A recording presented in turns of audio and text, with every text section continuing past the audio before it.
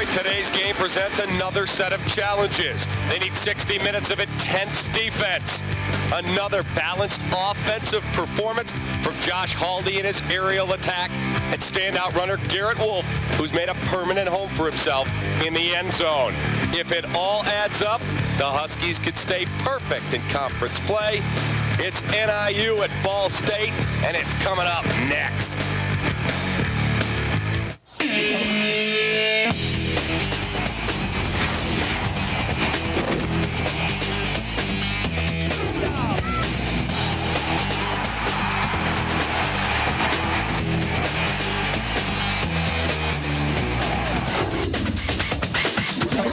We're live at Ball State Stadium in Muncie, Indiana. The Northern Illinois Huskies look to stay perfect in Mid-American Conference play.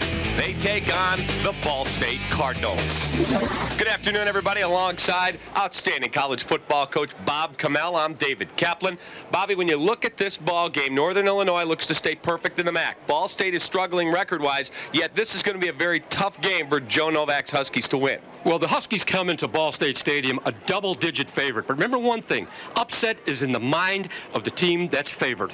Well, when you look at this ball game for Northern Illinois, they have a passing attack with Josh Haldi at the controls. The winds could play a factor. More on that later.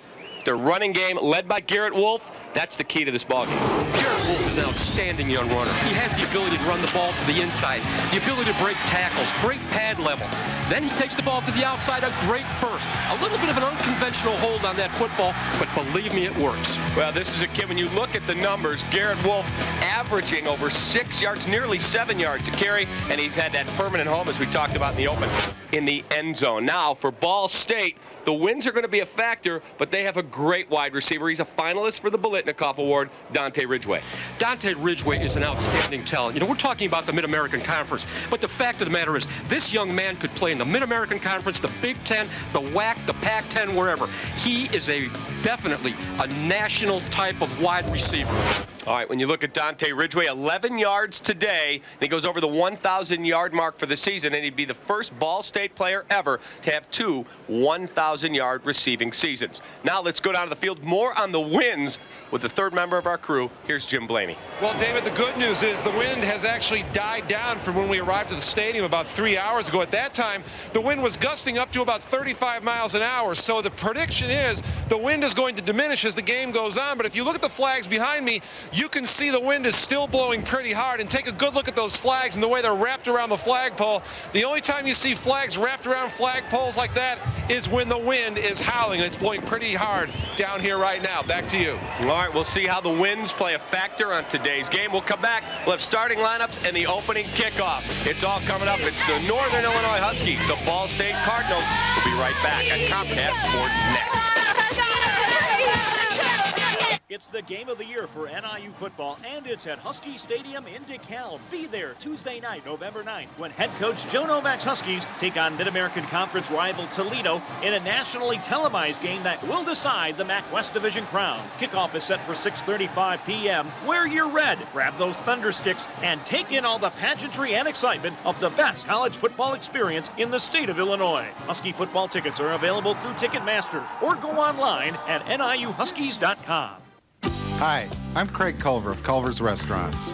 And here at Culver's, we're heating things up with our delicious new line of grilled melts. They're mouth-watering sandwiches made fresh to order, then grilled up till they're hot and tasty. From classic tastes like our Wisconsin Swiss melt and sourdough melt to new favorites like our new Reuben melt. They're a delicious treat that'll melt in your mouth. So come in and try our new Culver's grilled melts. They're always hot, they're always fresh, and only from Culver's. Walter Payton, Sweetness Remembered, Monday night at 7 on Comcast Sportsnet. Trying to eat right, it's tough, especially when McDonald's is spending big bucks to try to get you to eat things like this. A Big Mac has 33 grams of fat. Meanwhile, Subway restaurants have lots of choices, like the 6-inch cheesesteak sub with 10 grams of fat. Subway, choose well. And the wheel goes round and round. The wheel goes round and round. The wheel goes round and round.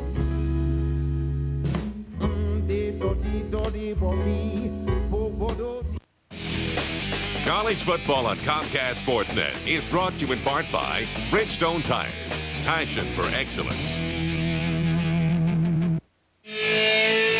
Comcast Sportsnet is proud to present Northern Illinois Husky football, brought to you by U.S. Cellular. We connect with you. By Culver's Frozen Custard and Butter Burgers, America's favorites made fresh. By Casey's General Store, the official convenience store of NIU Athletics. Casey's, a convenience store and a whole lot more. By the Village Commons Bookstore. For all your Husky clothing and souvenirs, visit vcbs.com. By Applebee's. Try Applebee's Carside to Go. You call it in, we bring it out. By Blaine's Farm and Fleet, the hardest working people in America find value at Farm and Fleet. By Jewel, helping make your life easier. By TCF Bank, open 7 days. And by the Comfort Inn and Suites of Rochelle, a great place to stay before or after Husky football games where you will sleep in comfort. We are at Ball State Stadium in Muncie, Indiana, alongside Bob Kamel. I'm David Kaplan. Jim Blaney is prowling the sidelines, the third member of our crew. And Bob, it's a beautiful day for football. I know the winds are going to be a bit of a factor, but 70 degrees and it's nearly November. I think we're very fortunate. David, this is just such an outstanding afternoon for college football in the Mid-American Conference. And you know how I feel about the Mid-American Conference. This is as good as football as you'll see any place in the country. Now, you and I both coached in this league. People have no idea outside of the Midwest. This league, in every sport, top to bottom, there's some great athletes. Not only did we coach in this league, but we coached at Northern Illinois. That's exactly right. Hey, you know, a Mid-American Conference, you start historically, just some of the coaches that have come out of this conference: Woody Hayes, Bo Schembechler, Lou Holtz, Bill Mallory, and the list goes on and on. Interesting matchup today because you've got Joe Novak, a Miami of Ohio graduate, and Brady Hoke, a Ball State alum, coming back to coach his alma mater. It's going to be a real neat matchup today. Folks, if you didn't catch the open, the wind is going to be a factor. It has died down considerably from when we arrived here about three and a half hours ago. They were gusting at over 40 miles an hour. But you see Brady Hoke putting the wind up on. There's a little bit of a bite there. It's 70 degrees, but you can see right there the Bowling Green flag is blowing.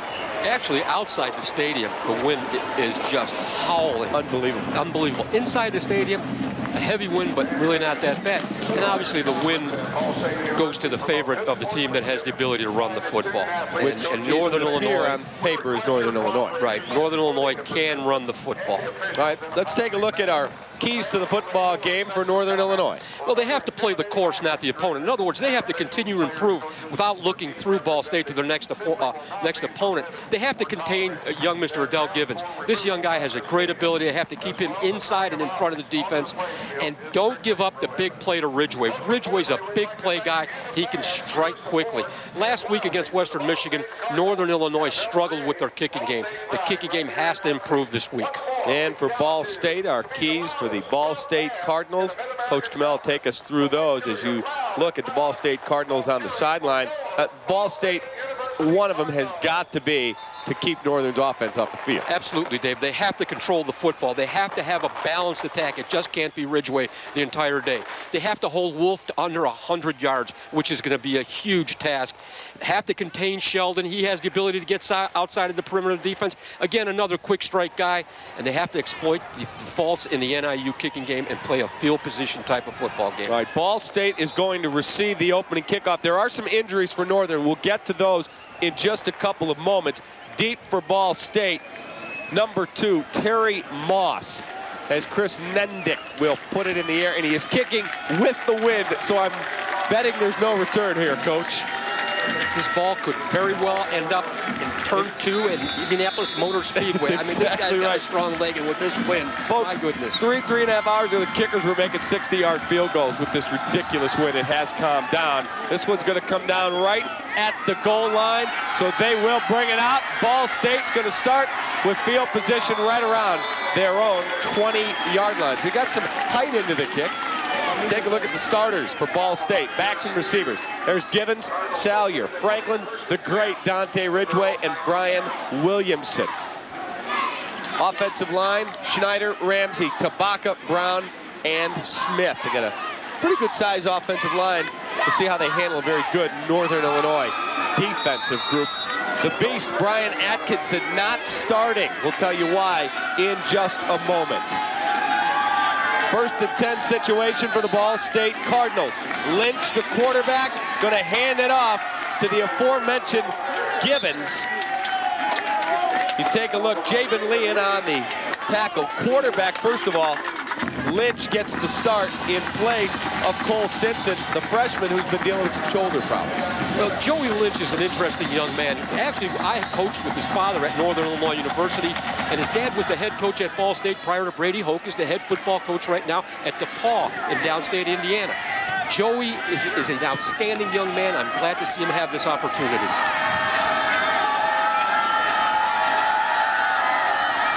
Lynch going to throw, and that's going to go nowhere. Ridgeway on the wide receiver screen, and Northern Illinois smelled it. One of the things about this play, I mean, I would like to take every play that's thrown in football with this bubble screen and do a study. I don't like this play coming out the gate. 2 things can happen with that ball, and actually 3 things, and 2 of them are bad. Great defensive play there. Outstanding job of analyzing the play and coming up and making the tackle. And let's not take tackling for granted. This day and age, tackling is a dying art. Rob Lee came up and laid the lumber, so it's a 3rd and 10 situation. Lynch is going to go out of the gun. Ball State's going into the wind. They look, they throw, the pass is dropped. Ridgeway unable to come up with it, so Ball State's going to have to punt, and right away they're punting into the wind. We do have laundry, though, Coach. We have a penalty marker on the field. And it's going to be against Ball State. Northern will obviously decline it, and Ball State will have to punt. Ineligible downfield on the offense, number 4.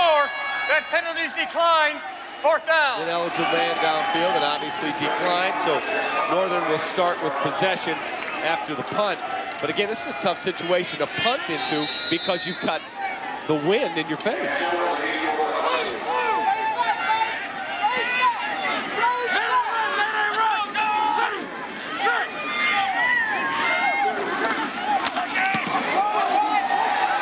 Snap. They've got a flag. They may have roughed the kicker unless they're going to rule that it was touched by the Northern defense. It looks like a roughing the kicker, Bob. Dave, this will be a roughing the kicker. There was no indication that the ball was tipped at all. Be a huge break for Ball State.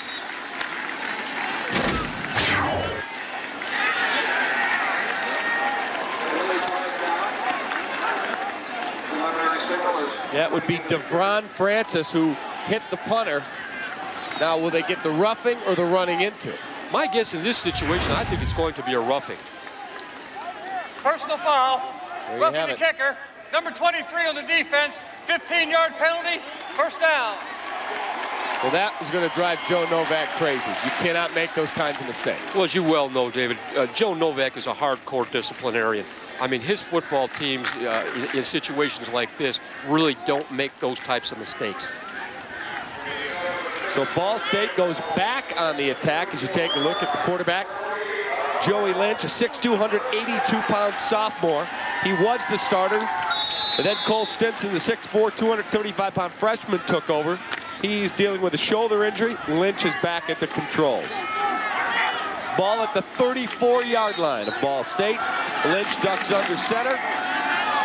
Little play action. Lynch rolling to his left, going to keep it. Lynch dives across the 40. So he will pick up a nice chunk of yardage, 6-7 yards. Take a look at the Northern Illinois starters. Ken West, the sack machine. Martin Wilson, Quince Holman, and Travis Moore. Hawkins, Hutton, and Javen Lee. Hutton gets the start at middle linebacker in place of Brian Atkinson. There's Hickenbottom, who anchors that unit of defensive backs. We'll tell you about Brian Atkinson in just a moment. 2nd down and short, maybe 3. Lynch hands it to Gibbons. Gibbons rumbles across the 45. That will move the sticks. Now, Brian Atkinson, who is the heart and soul of the defense at the middle linebacker spot, is here. He is dressed, but he has his jaw wired shut He says he's available to play with a broken jaw. He's a tough kid. Well, interesting that Hutton was moved over actually from a strong side linebacker. He was not the backup middle linebacker. So obviously, Joe Novak and Vinny Dornbos have absolutely quite a bit of confidence in this young man. 1st and 10 situation for Ball State. Lynch hands to Givens again.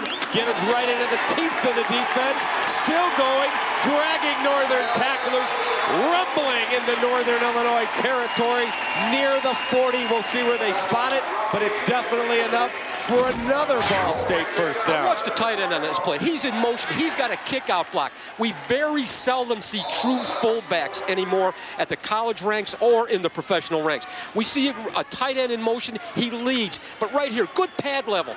Good pad level. His feet keep moving. His legs are moving. He's grinding out that extra yardage. Any position in football, you keep your feet moving, you got a chance to be successful. Another 1st and 10 as Ball State on a very solid drive. Lynch looks, throws, completes his pass. He's got his man. That is Ridgway. Ridgway makes the catch.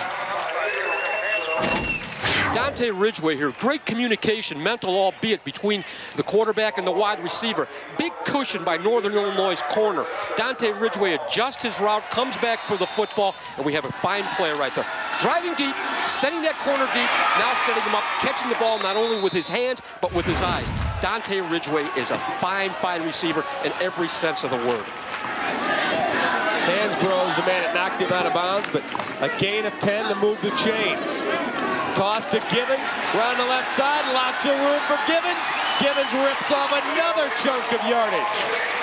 And they are inside the Northern Illinois 20 in the red zone. And Ridgway, they gave him 10 yards on that first catch. He's a yard away now from going over 1,000 for the 2nd time in his ball. This is a fundamental toss sweep here to Givens. We really don't see that play too often in football because of the speed of defensive linemen and linebackers in this day and age. But what they were able to do there with the offensive line from Ball State was create a wall. I talked before the game about keeping Givens inside and in front of the football. He got outside the perimeter of the defense that time.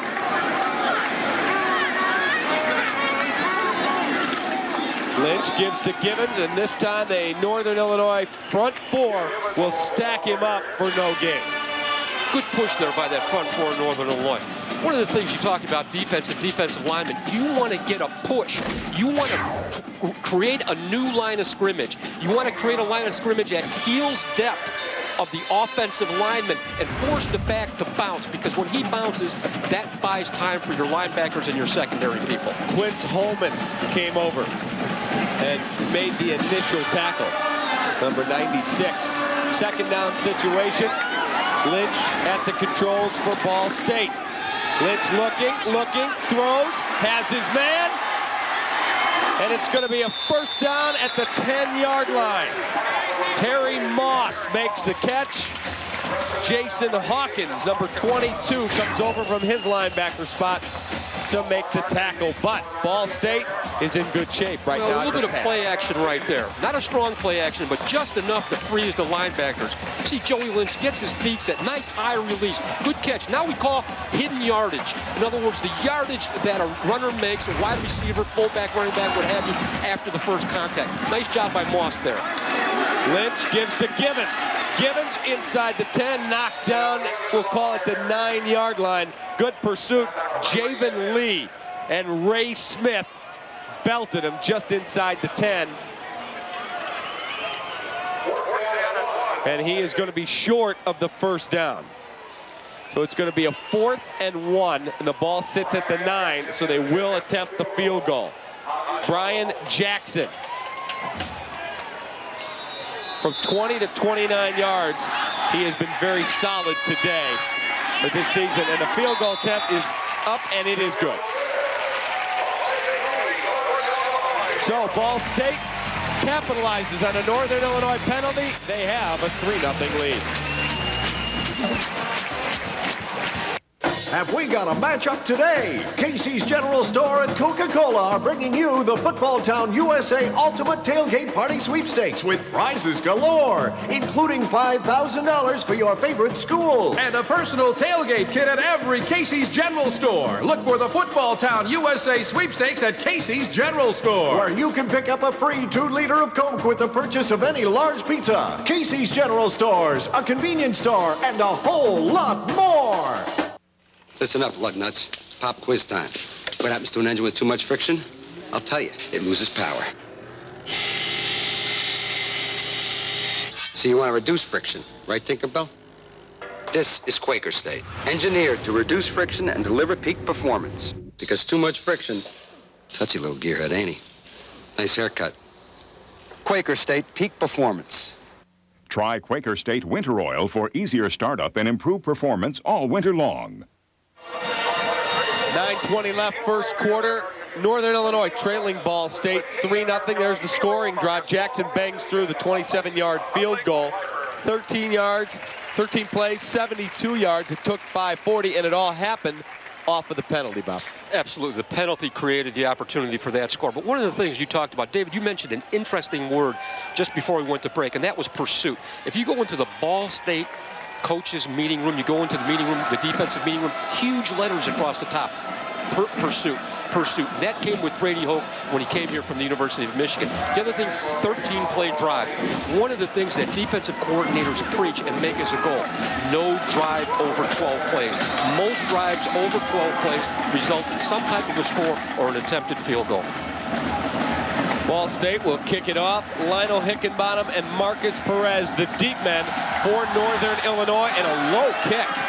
It's going to be picked up at the 25-yard line, and the Huskies are going to have pretty good field position. They'll start with it right around their own 37-yard line. Let's take a look. The Northern Illinois offensive starters. There's their star tailback, Garrett Wolf, number 1. Brad Cieslak, former walk-on quarterback. He's put 49 pounds on since he got to Northern.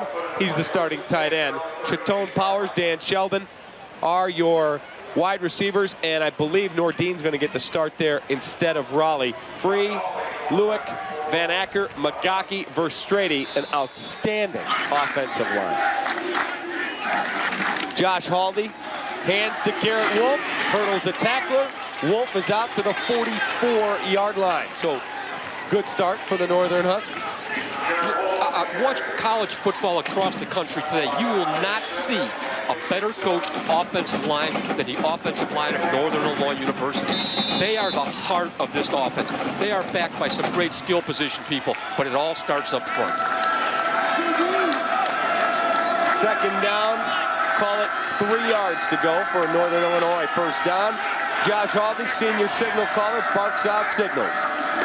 Going to give it to Garrett Wolf. He tries to turn the corner. They've got him fenced in, but his quickness allows him to make some positive yardage out of what Bob looked to be a very tough situation. Well, you know, I talk about wide receiver. You talk about wide receiver play. Watch the block by this wide receiver here. That's what makes this play go. This play gets bounced to the outside. That wide receiver right there, just a magnificent job. Wide receivers out there, you young guys, catching the football is only part of the job. You have to be able to fake, you have to be able to run routes, and you have to be able to block. And I think that was Chatone Powers right there. Outstanding block. Outstanding job. Otherwise, that's a play that goes for a loss. Third down situation for the Huskies. Haldi hands to Garrett Wolf. He's going to try the right side. Wolf is knocked down. It's going to be very, very close. And a late flag comes flying in. We'll find out what that is. Let's look at the Ball State defense. Kramer, Slaughter, Larimore, and Tamadeo McCarthy. Brown, Smith, and Seaman are your linebackers. Means, Barrio, Keys, and Patrick in the deep backfield. And they've got a face mask penalty on Ball State. First down. They tack 5 on, so Northern Illinois will have it first and 10. And right there. That's a tough deal. Unintentional, very, very tough deal. That was Barrio, number 31, guilty of the transgression. First and 10. Has the heart, and Barrio's the heart of this Ball State defense, David. Hand off Garrett Wolf. Wolf crashes. near the 40-yard line, rips off another chunk of 5 or 6 yards. Boy, this kid hits the hole fast. He does a great job. He has the ability for a young guy, patience for a running back. They want to get the ball, but a couple stutter steps, bam. Great block there by Brian Van Acker and Brian Lewitt. I can't say enough about this offensive line. When we get a moment, I want to talk about Van Acker because there are not too many centers that move and are pulled in the country as much as this guy.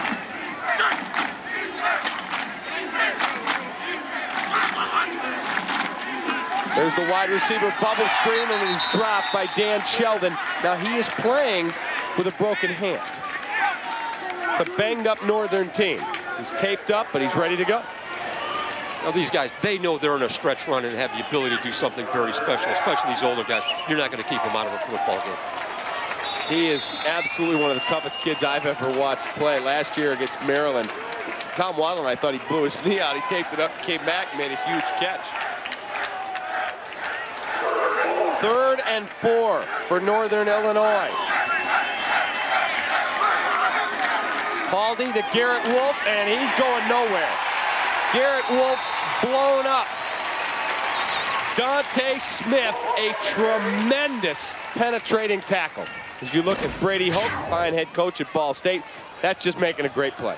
Great play. You know, young linebackers, when they keep their shoulders parallel to the line of scrimmage, they give themselves a two-way go. And he had a little bit of patience. He got behind his defensive tackle, which basically came down to a stacked defense.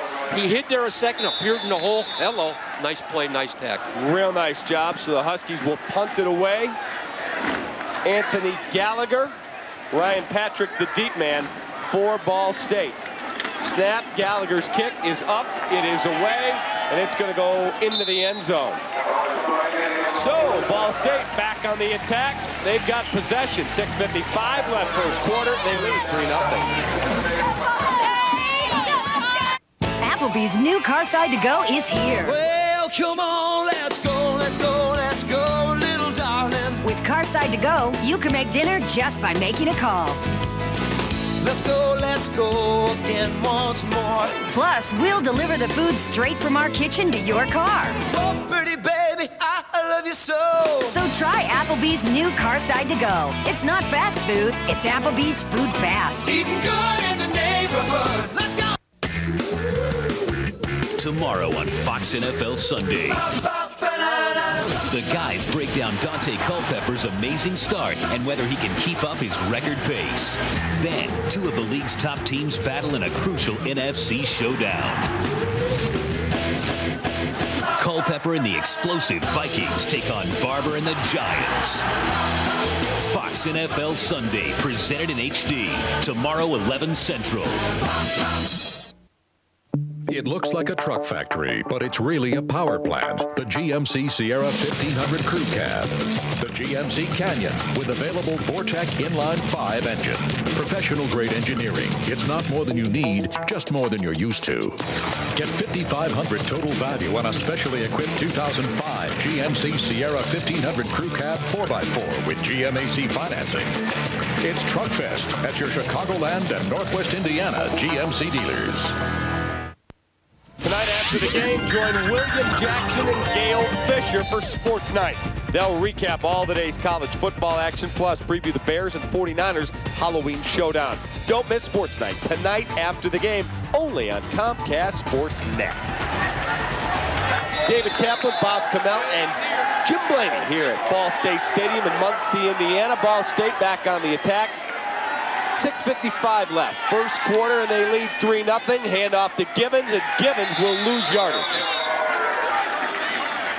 That was Ray Smith, number 48, who laid the hammer on him.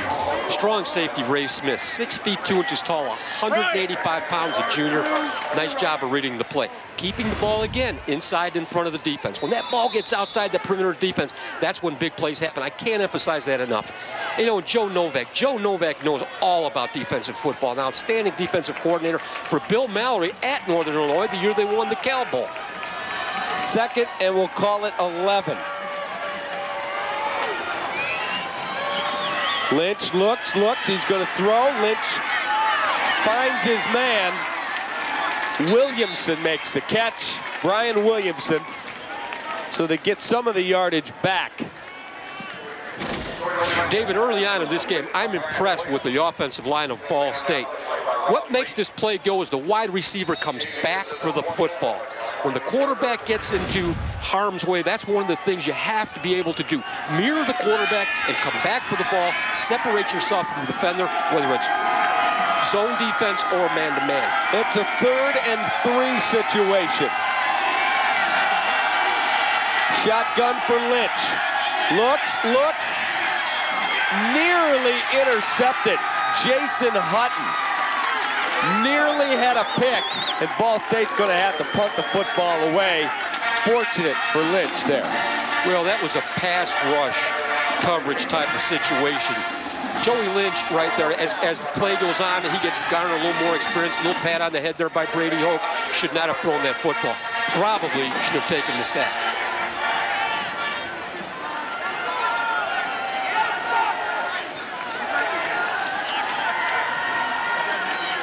Winds have calmed down considerably here. Punt is away. Dan Sheldon grabs it, runs into his own man, now splits the middle, and is knocked down at the 42-yard line of Northern Illinois, where they will go on the attack. Dante Smith, Randall Means, both there on the tackle, as you see Lynch getting a phone call. One of the things I really like about Brady, I love Brady Hoke's demeanor on the sideline. He's in control, he's encouraging, and he continues to coach. Joey threw a bad ball right there, came running off the field. Brady Hoke, little tap on the head. Better plays ahead, young man. I like Brady Hoke. 1st and 10 situation. Josh Haldi and the Northern Illinois Huskies. Haldi rolls, looks, avoids a couple of tacklers and dives out near the 50-yard line. That's a design play, correct? I would think so, David. Josh Haldi, 6 feet 2 inches tall, 216 pounds, possesses a great deal of athleticism. Possibly in this offense more so of a pure drop-back quarterback. But this is what happens here. He gets what referred to as flushed. He's going out on the perimeter. He's got a run-pass option, and that plays heck on the corner. Tucks the football away because at a certain point in time, that young man becomes a running back and not a quarterback. Haldi hands to Garrett Wolf. Wolf around the left side, puts the shoulder down, and should have enough for a Northern Illinois first down, and he does. Well, this little guy just lowers his shoulder and makes sure when somebody's coming to hit him, he delivers the blow.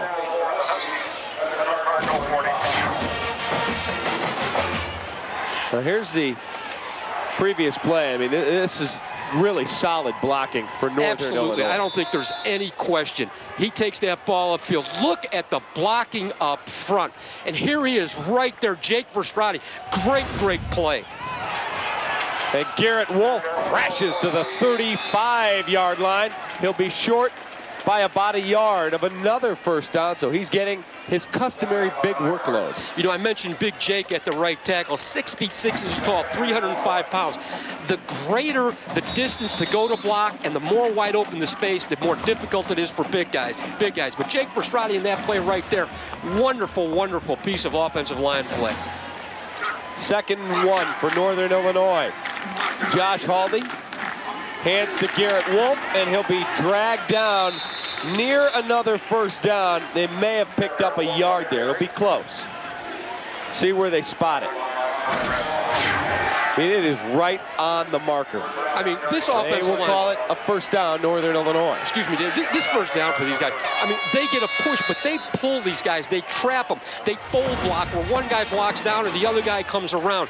That is unbelievable for guys 310, 290, 287, 302, 305. Who'd ever thought these guys could run the way they do? Today's new breed of athlete. Josh Haldi hands again to Garrett Wolf. Right up the middle, Garrett Wolf. He's on his way to a 100-carry day, Bob. Amazing. Number 71, Matt McGahee, pulls and traps. Unbelievable, just a great job. Pad levels down, bammo! What a block. What a block for a big guy. You love that offensive line play. Oh, I love offensive line play. Haldi, play action. He's in trouble, gets rid of it, throws, and just misses his man. Nearly sacked. And they are going to call it a sack. I believe they're going to say his knee hit the ground. So it's going to be a big loss for Northern Illinois all the way back to the 40-yard line. Just as I begin to compliment this offensive line, we have a little bit of a breakdown with a play-action pass. Again, talking about Josh Haldi, you've got that football right there should not be thrown. And I know that's a difficult thing for a quarterback. You got to take that sack. You don't want to throw an interception. Blair Kramer was the man who pressured Haldi and got the sack. Haldi looks, throws. It's got his man. Dan Sheldon with an outstanding catch and a first down, Northern Illinois. David, play-action pass textbook. That ball can be thrown in one place, and that's to the outside shoulder of Dan Sheldon, and that's where it's at. What great concentration going up and catching that football. And Haldi right there put just enough air under the ball to get it over to the defender. Great throw, great catch. That's a senior knowing how to throw that pass. Indeed. What a throw. 1st and 10, Northern Illinois. Garrett Wolf around the right side. Garrett Wolf, give him 6. Touchdown, Northern Illinois. Wonderful poise in this drive by the entire offensive unit of Northern Illinois. Garrett Wolf, you know, there are guys who can run inside plays, and there are guys that can run outside plays. When you've got a young guy like Garrett Wolf who can take the ball inside as well as outside, get that burst and get into the end zone, you know you've got something special. And the guy's going to be around for a little bit, too. Joe Novak's got to be very excited about the future of his football team with the ball in this young man's hand. Nendick's extra point is perfect. Northern Illinois has taken the lead. Huskies 7, Cardinals 3. One more look. Garrett Wolf to pay dirt. Northern has the lead. Oh my gosh, did you see the ref totally blow that call? Like, yeah, he was like so embarrassed. If that call costs us the game, I will be like a major mad. Totally. What's enough to make anyone chatty as a schoolgirl? Right now, get 1,000 anytime minutes for just $20 a month, plus free mobile-to-mobile minutes or incoming calls. US Cellular, we connect with you. And be sure to ask about nights and weekends, starting at 7 p.m. Martin, the only business you got on the court is as a matador. Big-time entertainment. Sounds a great game of hoops, baby. I like Benny the Bull. Benny the Bull's my favorite. He's put on weight over the years. Best guy so gain weight. Don't be talking about my boy Ben. I like the introductions. Lasers, fireworks. Almost as loud as those bucket boys. Finest stomach since Ringo. I dig the girls. Lovables. Goes without saying, Shorty. I hear you on that one. Through thick and thin. Thick and thin. Welcome back to Ball State, where Northern Illinois now leads Ball State 7-3. One of the fascinating things you get to see here on the sidelines that you don't get to see from the stands or at home are the coaches asking the players after the first couple of series on offense and defense, okay, what are you seeing out there? Is it different from what we talked about during the meetings this week? And the Northern coaches do a great job of listening to the players and then going from there and making their adjustments accordingly. And obviously, whatever adjustments there were on offense worked pretty well in that series. David, back to you. All right, Jim, the coaches, obviously, the assistants are all down there and working the sidelines. Nendick will put it back in play. The Huskies have the lead now, 7-3 on the Garrett Wolf touchdown. Nendick, a low kick, and it's going to roll out of bounds, so that flag will come flying. That can't make Joe Novak happy. How do you kick kickoffs out of bounds? I don't know. That can't make Joe Novak happy, but those big guys up front that are pushing and shoving through the whole day, that doesn't make them very happy either. You know, when I grab the kicker when you're an offensive lineman or a defensive line, I say, look, you got one thing to do at practice every single day. Kick. The field is almost 58 yards wide. Can we keep it within the parameters and not give the opposition this great field position? I can never understand it. Of course, I've never coached kickers, but then again, who has? I was a kicker. You were a kicker. Absolutely. You were a point guard. Here we go, Ball State at their own 35-yard line. 1st and 10 for Joey Lynch and company. Finds his man, and it's going nowhere. There's the bubble screen again, Bob, and it goes nowhere. David, you understand I coach for Shem, Beckler, and Holtz as well as Coach Corso. We never had this play in our repertoire at the time. I do not like this football play. Rob Lee, that's the second time they've run the play. The second time Rob Lee has sniffed it out. Terry Moss had to deal with the wrath of Rob Lee. Trust me, one time you'll see the ball going in the opposite direction with that bubble screen. Loss of 3 on the play. Lynch to Gibbons. Gibbons right up the gut. Gibbons driving his legs. A very impressive, strong run. Gains nearly the 13 he needed. They'll be just a yard short. Jason Hawkins, Ray Smith, the men that dragged him down. But boy, this kid keeps his legs pumping. He does, David, and he has great pad level. In other words, he's pad under pad on a defender.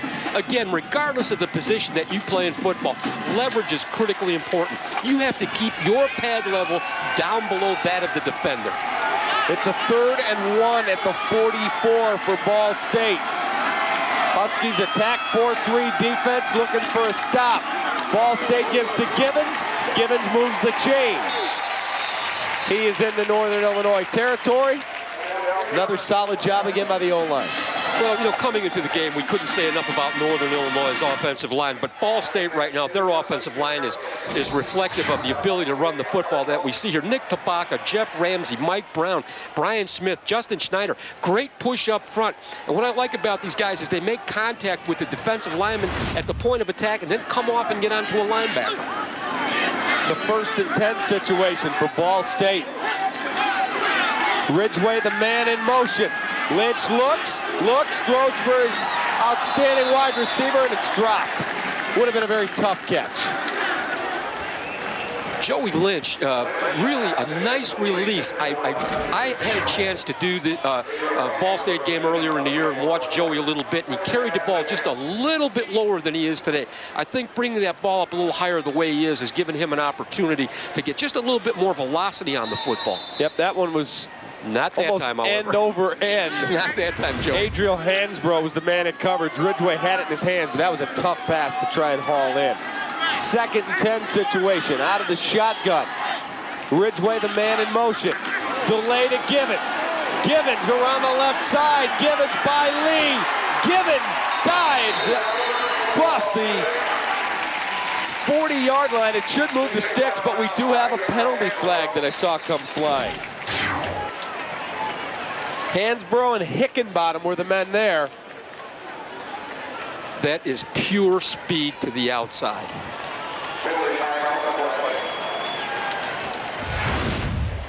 We'll get the call for you. It looks like it's going to be against Ball State. Illegal shift on the offense. They were never set for a second. Repeat, 2nd down. So it wipes out a big gain. One of the things I haven't heard yet today is identifying the person who creates the infraction. Right, and college football went to that this year. I don't like it. I don't like it one bit. If you want to do it on Sunday with guys that are making $2 and $3 million, I have no problem with that.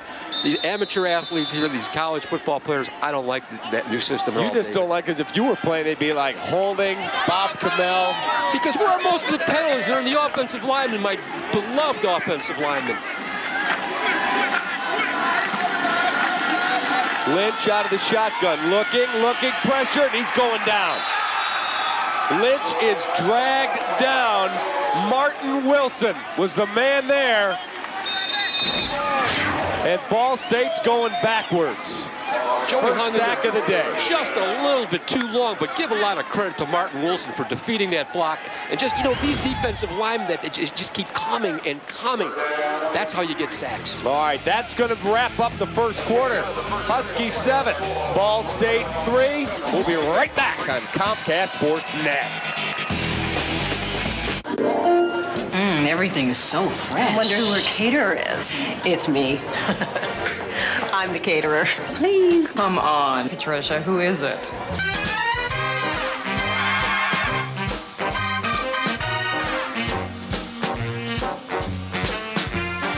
I got everything at Jewel. What, you think I have a fancy chef back there with a tall white hat and a funny accent? Can I have his number? Jewel, helping make your life easier.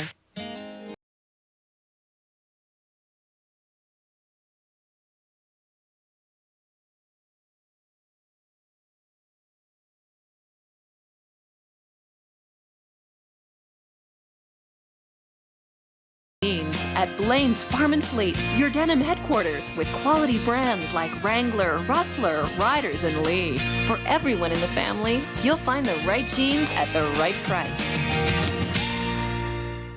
I'm Jared Fogle, and I approve this commercial. Trying to eat right, it's tough, especially when McDonald's is spending big bucks to try to get you to eat things like this. Now, I might be just one guy, but here's the truth. A Big Mac has 33 grams of fat. 33 grams of fat. Meanwhile, Subway restaurants have lots of choices, like this tasty, hot 6-inch cheesesteak sub on fresh baked bread with 10 grams of fat. 10. I made my choice. Make yours. Subway. Choose well. Welcome back to Ball State Stadium, Muncie, Indiana. David Kaplan, Bob Kamel, and Jim Blaney with you. And you look at first quarter stats. Not a ton of scoring, but Bobby, the rushing yards pretty even. The passing yards fairly even. Penalties, though, played a factor. Northern's one penalty led to Ball State school. Exactly, David. When you look at this without that penalty, these statistics are a wash. I'm a bit surprised that even in the first quarter that Ball State would be out rushing Northern Illinois. Ball State also an advantage in time of possession set up by that Northern Illinois roughing the punter penalty. Garrett Wolf, with his effort today, has already gone over the 1,000-yard mark for the season, and he was not the #1 man on the depth chart coming out of camp. A.J. Harris was. But Wolf has firmly grabbed hold of that starting running back spot.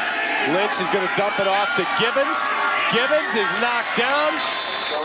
And Ball State gets some of the yardage back. They're going to have to punt the football away, bringing up a 4th and probably 13, 14 yards. Now, this is a conventional screen. I like this play. I like the way the play developed. You've got the offensive lineman out there. The timing of that play was excellent. Great pursuit, however, by Northern Illinois. Quince Holman is the man that came from the backside and made the tackle. That's just a real good motor on a D lineman. Fight off the block and get down the field. That's what the pro scouts want to see, David. They want to see that backside guy when he's playing the plays away. Does he just keep coming? Does he continue to pursue? Reggie Hodges is in the punt. A tight spiral. It's going to roll. It's going to check up. And it's going to be just what Ball State wanted. It's going to roll down at the 4-yard line, and the Huskies have to go on the attack into the wind. 7-3, Northern Illinois over Ball State. A beautiful day for football, even though there's a little bit of wind. About 70 degrees at kickoff time, Bob. And just a little bit unseasonably warm here for this time of the year, but I really enjoy it. It is just a magnificent we have our day share of cold and snow coming right around the corner. So the Huskies 96 yards from pay dirt.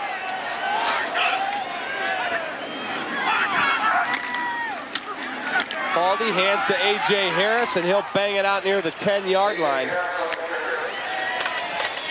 Haldi was trying to bark out his signals, had to take his mouth guard out and throw it down on the ground. I like the use of A.J. Harris in this situation. A bigger back, probably a little bit more resilient and more experienced. You don't want to give the football up in the red zone. A.J. Harris, good call by the offensive coaches for Northern Illinois. Get Garrett Wolf a little bit of a breather.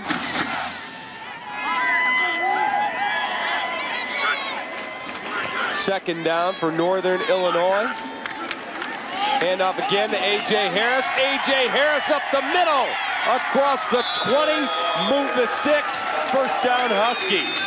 Eric Keys, the safety, came over, number 7, and made the tackle. Good push here by the offensive line. A.J. Harris right here gets in harm's way. What's the first thing he does? Puts 2 hands on the football, and that comes with experience. Again, as I mentioned before, I like using him in this situation. First down for the Huskies at the 22-yard line. Haldi, play action, looking. Haldi's going long, and he's got his man, and Sheldon's gone. 20, 15, 10, 5, touchdown. Give him 6. Big play, Northern Illinois. 78 yards, the distance of the touchdown. Josh Haldi to a wide open Dan Sheldon. Coach, what happened? It starts with a great fake, and then it goes to great protection. Play action fake, the corner bid on it. Sheldon got the eye on the corner, made the catch, runs the ball into the end zone. A little bit possibly of a broken coverage, but my guess is that Haldi's fake froze that corner. Dan Sheldon, just tremendous speed. You know, Tom Waddle said to me, the great Bear wide receiver, said the toughest catch was like that because you cannot drop it. Huskies explode. They've got a 14-3 lead. 13:01 left, second quarter. We'll be back on Comcast Sportsnet. NIU fans, when you enter the Village Commons bookstore, you're entering Husky territory. VCB is the official site for NIU athletics, featuring the new NIU logo on a wide range of hats, t-shirts, shorts, sweats, and NIU logo gifts and accessories. Whether you're a student, graduate, or a fan of NIU athletics, the Village Commons bookstore is your Husky headquarters. Visit us in DeKalb or call us toll-free 800-700-4868 or on the web at www.vcbs.com. Listen up, lug nuts. Pop quiz time. What happens to an engine with too much friction? I'll tell you, it loses power. So you want to reduce friction, right, Tinkerbell? This is Quaker State, engineered to reduce friction and deliver peak performance. Because too much friction, touchy little gearhead, ain't he? Nice haircut. Quaker State peak performance. Try Quaker State Winter Oil for easier startup and improved performance all winter long. Final home game of the season at Northern Illinois, Tuesday, November the 9th, 6:30 versus the Toledo Rockets. That's going to be a primetime showdown. 312-559-1212 for tickets. It's going to be a great time out there. The game will be for the MAC West Championship and probably a bowl bid. Toledo and Northern, a tremendous rivalry. You don't want to miss it, folks. Making a great atmosphere out there at Husky Stadium. Northern Illinois and Toledo, Tuesday, the 9th of November. Nendick to kick it off. And another one is going to roll out of bounds, so the penalty marker flies again. Can the wind be that much of a factor? Now, Cap, we've played golf together, you and I know if the wind's blowing right to left. Joe is not happy. I've seen you push that ball just a little bit over the right and then bring it back. This should not be this difficult. And if I were Joe Novak, I'd be angry too. You don't want to give Ball State that type of field position and put your defense in a precarious situation with the ball being on the 35-yard line. Kick it into the end zone or kick a line drive kick. By the way, the 78-yard Sheldon TD reception, 8th longest passing play in Northern Illinois football history. Lynch out of the gun's going to give it to Gibbons, and Northern sniffed it out big time. Javen Lee was the first man there. He had some of his buddies help, but he blew it up. Great play. Great play, great read. Uncanny on this young man's part, Javen Lee. A quick read, steps up, makes the play. You know, coaching linebackers years ago at Michigan, I had a linebacker by the name of Mike Boren. They run a sweep play. Michigan State runs a sweep play. All of a sudden, I see him run between the guard and the center, and I say to myself, what did you see there? He said, Coach, I really don't know. Some of these guys are so instinctive, and I see a little bit of that right now in Javen Lee. Nice play.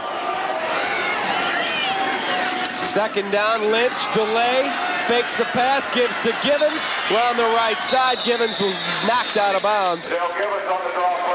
We'll see where they spot this one. It'll probably be right near the 36 or 37-yard line.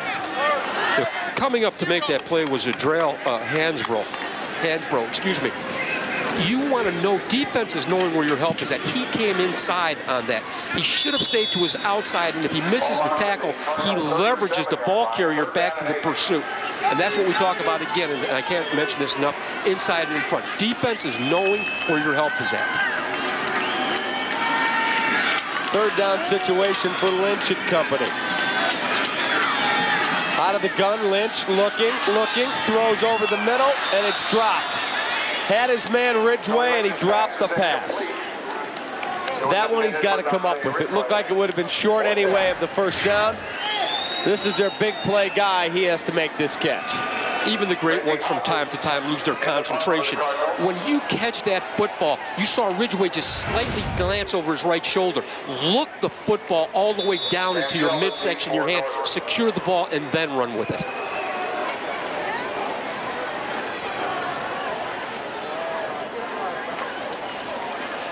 Ball State punt again, and this is a bomb. High driving kick. Sheldon's going to field it at the 11. Sheldon up the middle. Sheldon's got room. He had a shot. They will say that the ball that came loose was after he was down. Thought Sheldon had an alley to take it to the house. The Northern will go on the attack at the 36, leading 14-3. It's the game of the year for NIU football, and it's at Husky Stadium in DeKalb. Be there Tuesday night, November 9th, when head coach Joe Novak's Huskies take on Mid-American Conference rival Toledo in a nationally televised game that will decide the MAC West Division crown. Kickoff is set for 6:35 p.m. Wear your red, grab those thunder sticks, and take in all the pageantry and excitement of the best college football experience in the state of Illinois. Husky football tickets are available through Ticketmaster or go online at NIUHuskies.com. I watch football in the springtime. I watch football in the fall. Oh, I watch football in the winter when it drizzles. I watch football in the summer when it sizzles, baby. I love football every moment of the year. I love football. My, oh my, do I love football. NFL Network's here, baby. It started small, but your debt has grown immense. A solid wall standing between you and peace of mind. You can chip away at it, but if you really want to crush it, to stop it cold, you need to call in Chicago's new force in debt elimination. Debt Stoppers, 888-619-0400. 888-619-0400. Debt Stoppers can stop your debt. Northern Illinois, 14-3 over Ball State. Dan Sheldon had an alley, ran into his own man, or he may have taken this one back to the house. Hit his own man.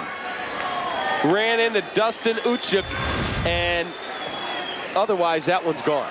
I'm just very impressed with this young man's ability to field punts. Don't ever take that for granted. There are great wide receivers out there that cannot field a punt, and Dan Sheldon's operating in some very windy conditions.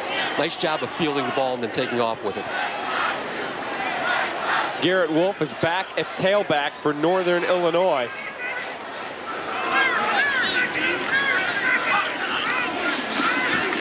Hand off to Garrett Wolf. Garrett Wolf will drag a couple of tacklers, pick up 6 or 7 yards. When I look for a well-coached offensive line, David, it all starts with the stance. You can't emphasize the stance enough. And that is attention to detail by the offensive line coach, Sam Pittman, also the assistant head football coach. You watch any well-coached offensive line, it all starts with the stance. Second down situation for the Huskies, and Josh Haldi under center. Hands to Garrett Wolf. Garrett Wolf will pick his way near a first down. It's going to be very close. I think he's going to be just a bit short, but Bobby, Garrett Wolf has been very tough here early. You know, he's difficult to describe. He has a great move when he comes into the hole, but then he gets outside, and then he becomes a slashing type of runner. He's got the whole package. But I'd like to see a couple balls thrown to him out of the backfield and see if he's as a complete young back as I think he is. No, I mentioned again the unconventional as the way he holds the football, just up a little bit higher. Giants running back Barber does the same thing. Very similar. They say that Wolf had enough for the first down, so 1st and 10 for Northern Illinois. Haldi hands to Garrett Wolf again. Wolf has an alley. Garrett Wolf breaking tackles. Garrett Wolf up the sideline, but folks, don't go crazy. There's yellow laundry, and it looks like in the area of a holding penalty. Boy, this kid's quick. Does he remind you of Barry Sanders at all? You know, I thought about that, David. I really I hate to say Barry Sanders wasn't great. But, man. See if we can catch the hold. This is basically a stretch play to the outside. And what a fine block there by Brian Cieslak, the tight end. Didn't see the hold on the replay, but another big penalty for Northern Illinois. Look at the scowl on Coach Novak's face. All of a sudden, he's looking at a 1st and 20 situation. This is atypical for a Joe Novak coached football team. A.J. Harris now in at tailback. Garrett Wolf will catch a breather.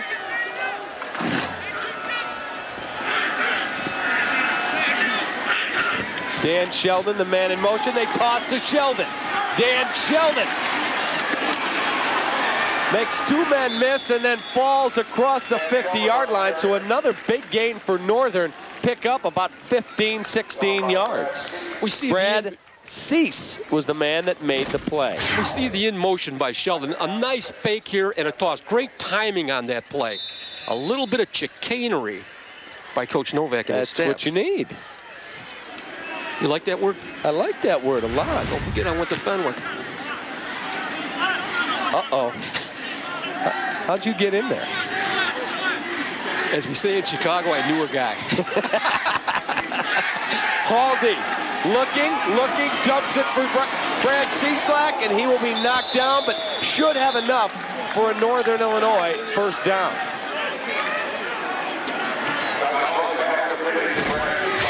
Brad Cieslak, 6'5", 257, a senior, makes the catch, makes a man miss. And the man he made miss came back, Anthony Corpus, and he made the tackle. 51 goes right by him, and he, good motor, comes right back and makes the tackle. I love that tight end play. Gets inside, fakes a little bit, gets out into the flat. Good play action, nice boot action, successful play.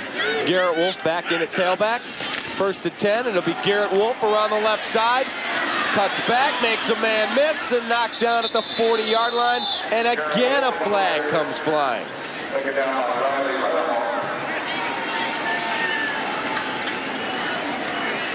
Boy, penalties aplenty here. I'm very, very surprised. A little more patience by Wolf there would have helped, you know, by setting up the block for his offensive line. But that'll come with experience.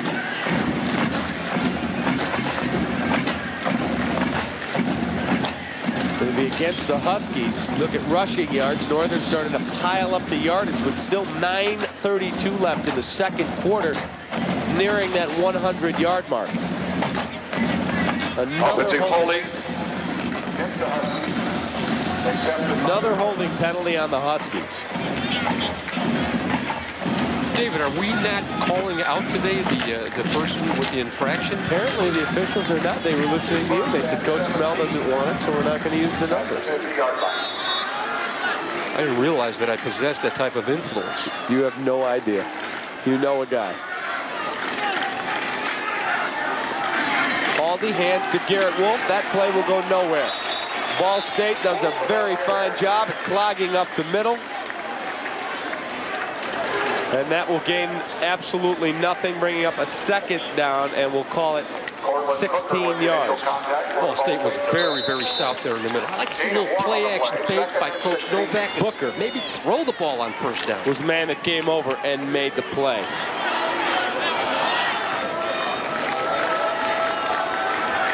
Second down and a long way to go. Haldi rolling,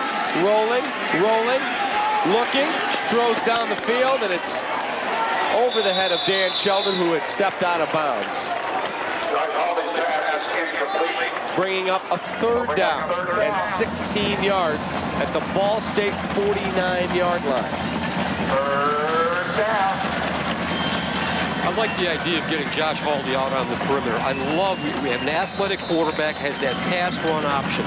In a lot of situations, especially in zone coverage, that corner at times cannot be right. Man coverage, usually you're in pretty good shape with that. But you're playing against zone coverage, you've got a chance to really put some heck on that on the corner. Ball State crowd urges their defense for a stop. Haldi's going to go out of the shotgun. Looking, he's pressured. Post of red shirts after him, and he has to throw it away. And we've got penalty markers again. And they are everywhere. Looks like a yellow laundry convention. That was going to be a screen pass to the wide side of the field that never got off the ground.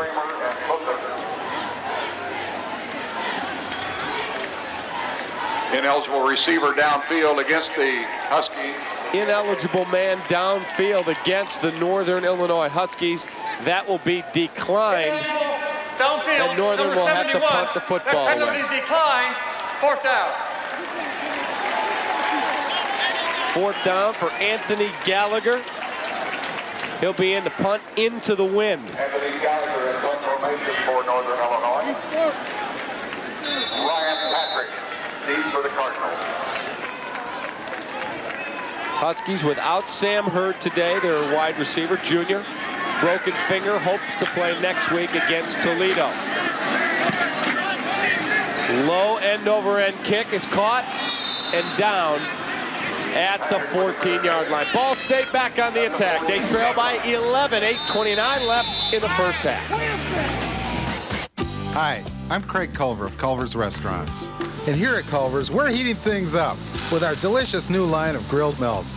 They're mouth-watering sandwiches made fresh to order, then grilled up till they're hot and tasty. From classic tastes like our Wisconsin Swiss melt and sourdough melt to new favorites like our new Reuben melt. They're a delicious treat that'll melt in your mouth. So come in and try our new Culver's grilled melts. They're always hot, they're always fresh, and only from Culver's. Last week on Comcast Sportsnet, if you just got the scores, you didn't get the whole picture. It went good. You know, I got went over and seen the doctor and did the whole physical thing, and then I came back and did a little workout and threw some balls, and it went all right. I prefer to fly underneath the radar, and I really think you can get things done as opposed to just looking like you're out there trying to get things done. I have no interest in trying to prove to the public that I'm out there working. Get your game on Comcast Sportsnet. Welcome back, 14-3, Northern Illinois over Ball State. How did we get to this point? Well, Northern Illinois early showed a 3-and-out defense, but then they roughed the kicker. That kept the Ball State drive alive, and they knocked through a short field goal to take a 3-0 lead. But Garrett Wolf around the right side finds the end zone. The Huskies on top, and then Josh Haldi to an absolutely wide open Dan Sheldon. 78 yards to Pater. The Huskies sit with a 14-3 lead as Ball State back on the attack. 14-3. They trail at the 14-yard line. 8:29 to go. David Kaplan, Bob Kamel, and Jim Blaney here in Muncie, Indiana. Lynch, the quarterback for Ball State. Huskies blitz, and that one's going nowhere. Givens takes the handoff, and he may have picked up a yard. Maybe, Bob. That's tough sledding. Northern Illinois really has been quite vanilla in their defensive package. Now they're starting to pick it up a little bit, brought both linebackers, and were able to stop that play right in its tracks. I like that from time to time. Use it as you need it. Don't use it unless you don't need it. This is a good place. You know, you've got a red zone blitz package, and they went to that. Denny Dornbos at that time. That was defensive. Benson and Strothman both with outstanding penetration. 2nd down for Ball State. The toss. Givens fenced in, and Givens goes nowhere and is knocked out of bounds. May have lost a yard. We'll see where they spot it. You know, I mentioned Denny Dornbos, the defensive coordinator for Northern Illinois. Had a chance to coach with Denny at Michigan. Actually, we were graduate assistant coaches together. Very close relationship between Denny and Gary Moeller, the defensive coordinator. The outstanding defensive coordinator under Bo Schembechler, who eventually became the head coach and ended up coaching the linebackers for your beloved Chicago Bears. Bears, big game tomorrow. Of course, Bears pre and post on Comcast Sportsnet in Chicago. Lynch looking, rolling, pressure, down he goes. Strothman forced him out, and Hutton came over and did the dirty work. Hutton, number 85, gets his 2nd sack of the day. Ball State is backed up and is going to have to punt. Strothman, the man that flushes him, and here comes Hutton. He says, bye-bye, take a seat. nice job there by the great series, the best series of the day for the Northern Illinois defense. Outstanding play. You know, you come up underneath that way. You know, what happens is the defensive back is told, look, when that quarterback flushes, if your zone's not threatened, you give him a license to go. And that's what we saw.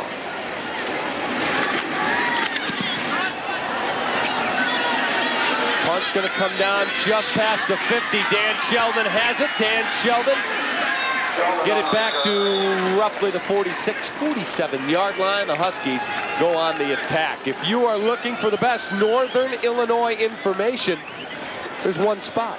www.niuhuskies.com. When we prep for the game, that's where we go. The official website of NIU Athletics.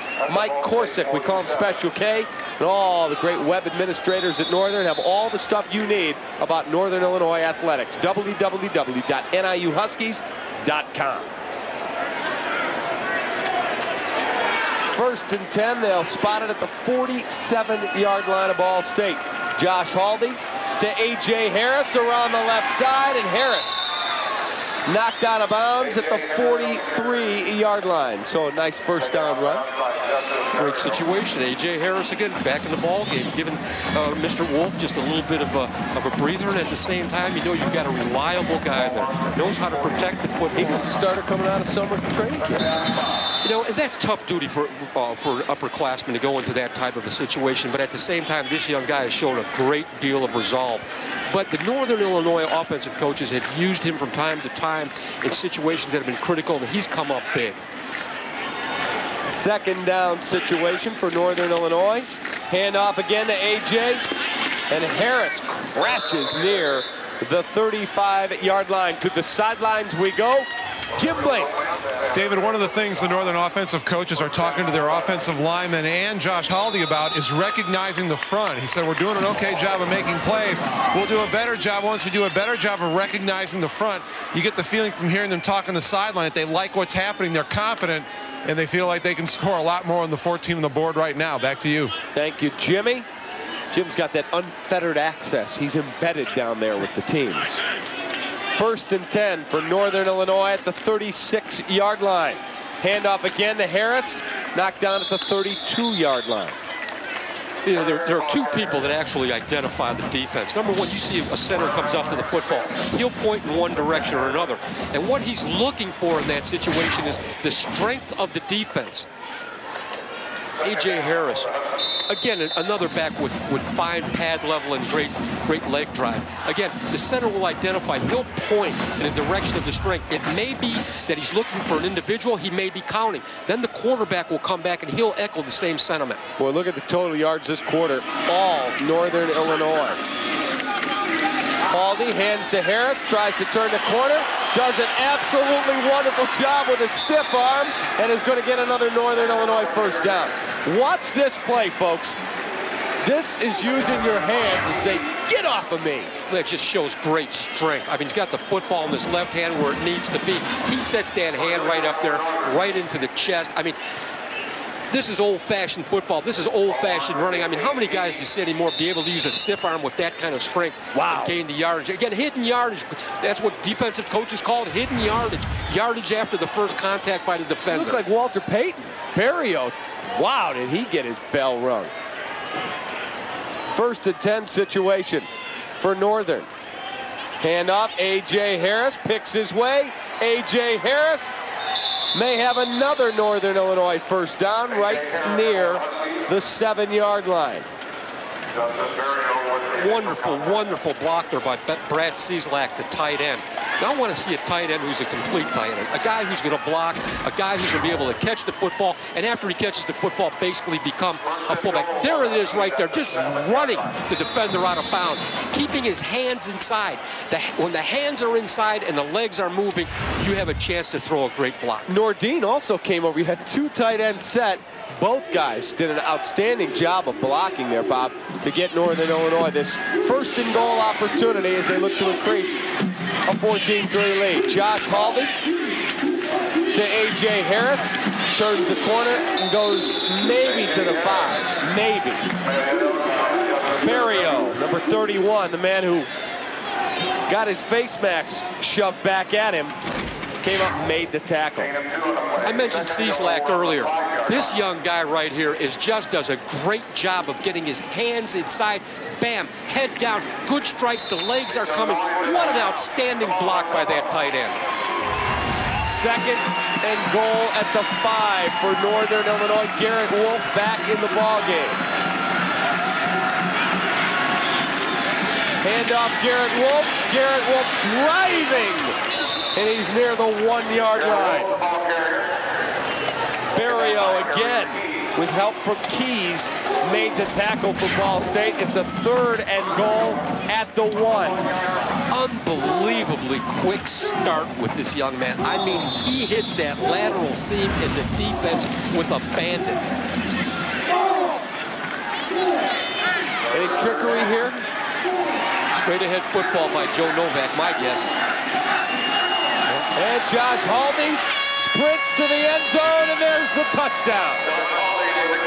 Fakes to Wolf, and Haldi gets himself the touchdown.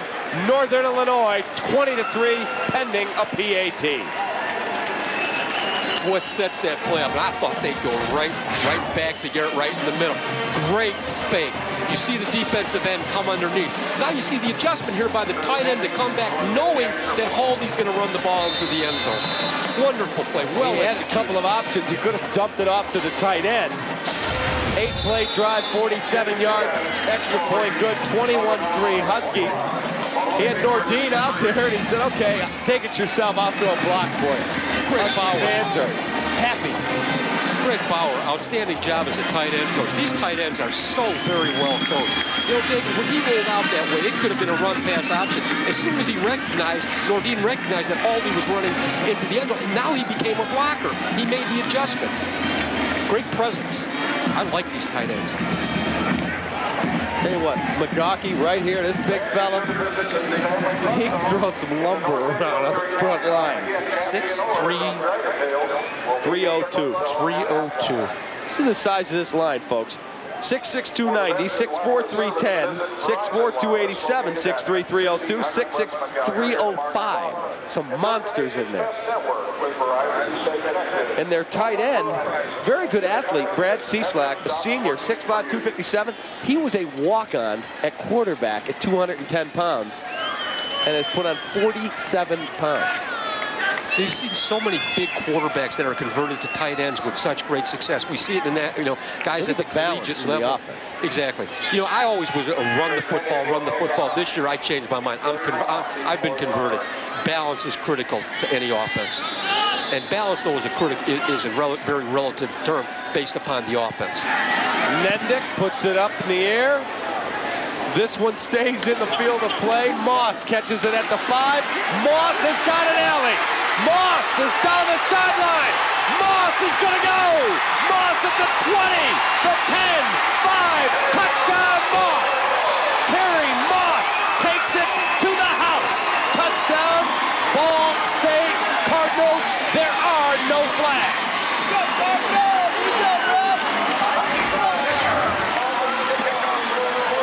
You can see that one, Bob, developing all the way. Right here. Look at the seam here.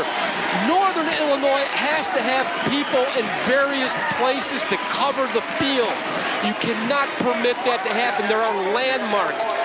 Northern Illinois, we mentioned before the game on the game notes that Ball State had the opportunity to exploit Northern Illinois' kicking game. We saw it last week with Western Michigan. We see it here again today.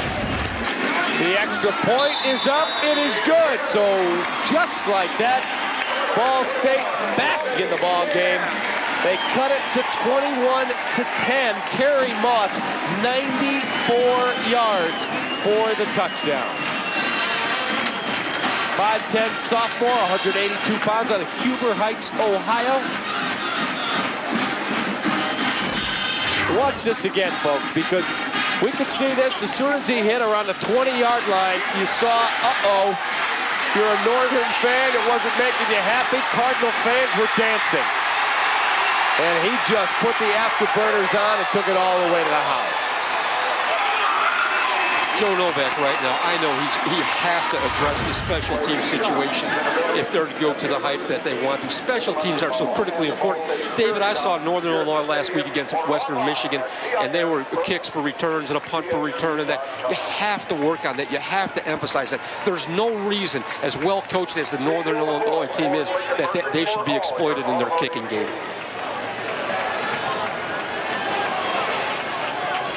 Hickenbottom and Marcus Perez, the deep men for Northern. 94 yards, the yardage on that return for Terry Moss. There is a timeout on the field. That's got to make Brady Hoke feel very good. Gets his club right back in the ballgame. I'm sure that Brady Hoke was very happy with that, but I'm sure he's very unhappy right now. They had to burn a timeout because they didn't have the right personnel on the field. And those are the things that just drive special teams coaches crazy. Look at that for Ball State. First kickoff return for a touchdown in nearly 3 years. Last one, Corey Parchment against Northern Illinois. So Joe Novak's seen this before. He didn't like it as much last time or this time. Says, I didn't like the way that tasted last time. I don't want to eat it again. You know, coaches, what they do, they choreograph practices on Thursdays. Okay, kicking team out there. Everybody runs out there to make it count. Kick return team. Okay, now we've got the football. We have to punt the football. Punt team out there. And you do it time and time again. And when you're on the sideline, the assistant coaches are yelling, punt alert, kickoff alert, kickoff alert. And inevitably, from time to time, you see this happen. And that angers coaches because those are what we refer to in, I haven't played much tennis, but those are unforced errors. You're really right.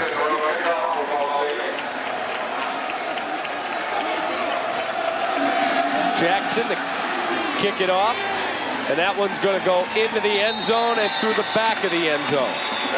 So the Huskies will take it. 1st and 10, 3:53 left in the second quarter. From their own 20, leading 21-10.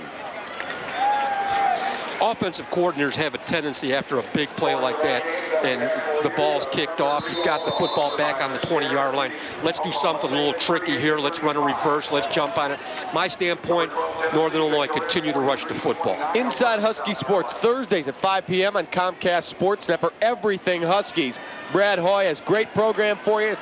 Check out the website, NIUHuskies.com. But Inside Husky Sports, Thursdays at 5.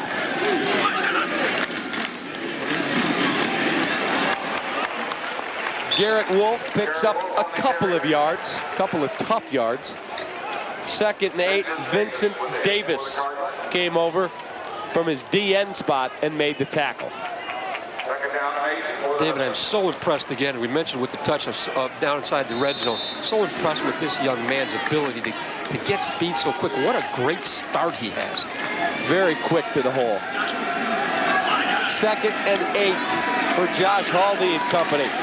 Hand to Garrett Wolf again. Garrett Wolf up the middle.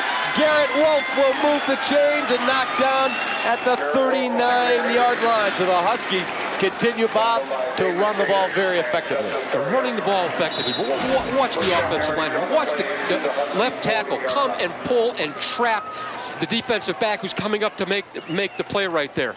That was Jake again, big Jake Verstrate. Wonderful play. 1st and 10 for Northern Illinois.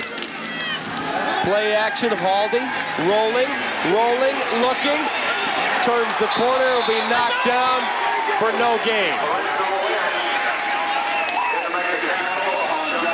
Nobody open, but wisely tucks it away and gets out of bounds. What makes that a good play is you've got a great fake here. He comes up, but what I should say, what makes it a good call is it's very, very safe. He sees the receivers are covered. He tucks the football away, gets what he can, gets out of bounds. Good call, excellent call. Play didn't work that well, but again, a good call because it was a safe call. Yet there was some, there was some pull by the defense because of the fake. Lorenzo Wims was the man that came up and belted him. Haldi gives to Garrett Wolf. Garrett Wolf picking his way across the 40 to the 43-yard line. bring up a 3rd down and long. You know, we talk about the identity of an offense. There's so many offenses that we see that, you know, whether it's the West Coast, whether it's a conservative middle, but what I want to see is an offense that has a distinct personality, an identity, and this offense under Joe Novak has that. It is a running, block-sustaining type of offense mixed in with some passes and some play-action passes. Very, very, very well thought out. And that play will be blown dead before anything happens. I'll tell you the guy on the offensive line, and I think they're all good for Northern Illinois, but I really... Final snap, full start, number 89 to the offense, 5-yard penalty, remains 3rd down. I'm upset right now. He called him out. He called him out, but he called out my guy Cieslak. I coach tight ends. I love these tight ends. I like the Cieslak of all times to start calling the guy out. He's got to call my guy out. You got your guy. Well, I was about to say, the guy I really like on this O-line, and again, all of them very talented. That's why Northern is so successful. Van Acker, the center. Boy, this kid is mobile for a big man. Northern Illinois, 3rd and 12. Haldi, looking, throws down the middle, and it's knocked away. Intended for Dan Sheldon. He was looking for a flag. There is no flag on the play. Sheldon barks over to the officials. David Gator was the man there in coverage. There's the throw again. Dan Sheldon felt he was pushed in the back. Anthony Gallagher to punt. Ball thrown just a little bit behind Sheldon in that play. Haldi's got to lead him across the middle, especially in a dangerous area such as that underneath zone. 4th and 12, 1:46 left. First half, snap, Gallagher punt is away. High driving kick will come down right around the 13.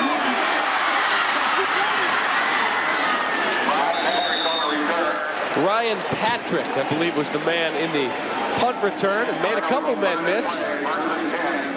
Well, I will tell you, Jimmy Toussaint was motoring down the field. Jimmy Toussaint, a backup D-back who will be a starter next year. This kid can flat out fly. I mean, he is on a mission.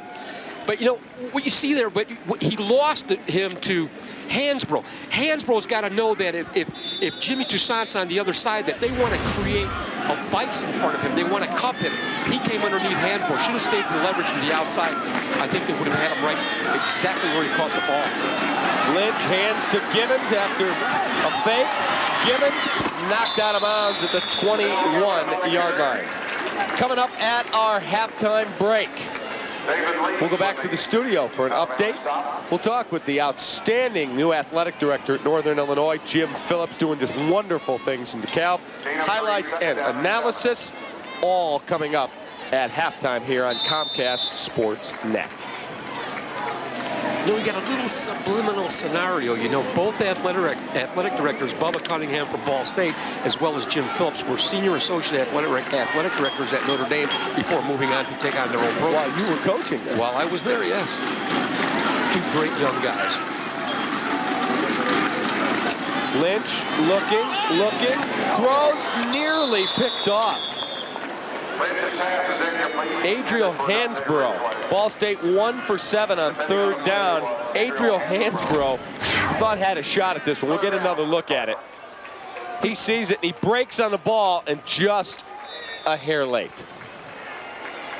He shows wonderful athleticism laying out for that football. He looked at his hands. Where'd that one go? Well, you know what you say, like, you know, you coach defensive backs. When that ball's in the air, you're a defensive back, but you're a wide receiver, too. That ball belongs to you. It's a 3rd and 7 at the 21 with 1:21 left, first half. Lynch looking, lobs it out of bounds. He was looking for Salyers. Brad Salyer, number 38, was the man he was looking for. And so Ball State will have to punt the football away. Huskies will still have time for some type of a drive. That last offensive series by Ball State. Real good young head coach in Brady. Brady Hoke, oh, absolutely. Brady Hoke reflects a lot of the same principles that Joe Novak does. Very similar, and they're both when you look at the programs, Joe was dealing with what Brady's dealing with now, rebuilding a program. Joe has built himself a mansion.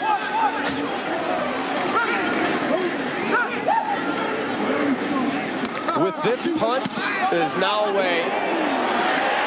Reggie Hodges has the most punts in Ball State history. Dan Sheldon turns the corner. Dan Sheldon slipped and is down at the 36-yard line.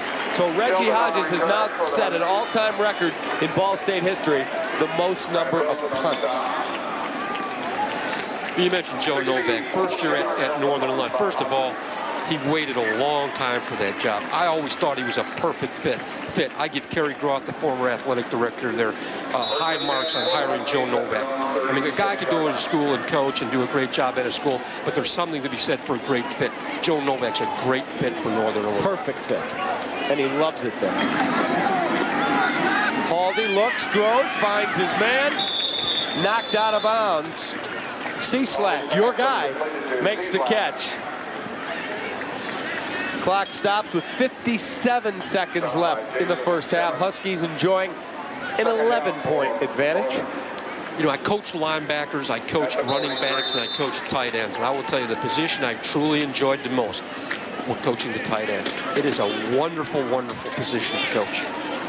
Because you get to do everything, blocking, receiving.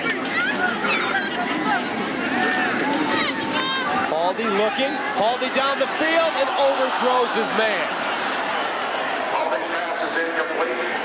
Looking for Dan Sheldon. Barrio was there in coverage. Threw it a little too high. Just a little bit of an errant throw. Good route by Sheldon. Balls should have been thrown more over toward the Northern Illinois sideline and let Sheldon run underneath that football. A little more air under that ball and a little bit over to the left, and I think Sheldon will still be running. 3rd and 3 situation at the Northern Illinois 43-yard line.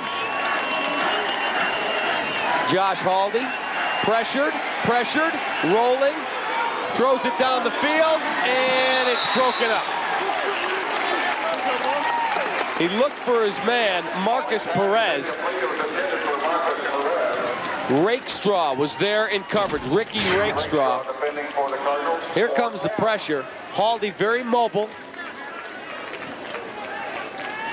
And he lobs it for Perez, who had been out of bounds anyway. Josh Haldi, as you mentioned, showed great presence there. Knew after he was flushed to look downfield rather than tuck the football away, take a loss or whatever, come up, punt the football, live to play another play. He may have had an opportunity to run for that first down, maybe.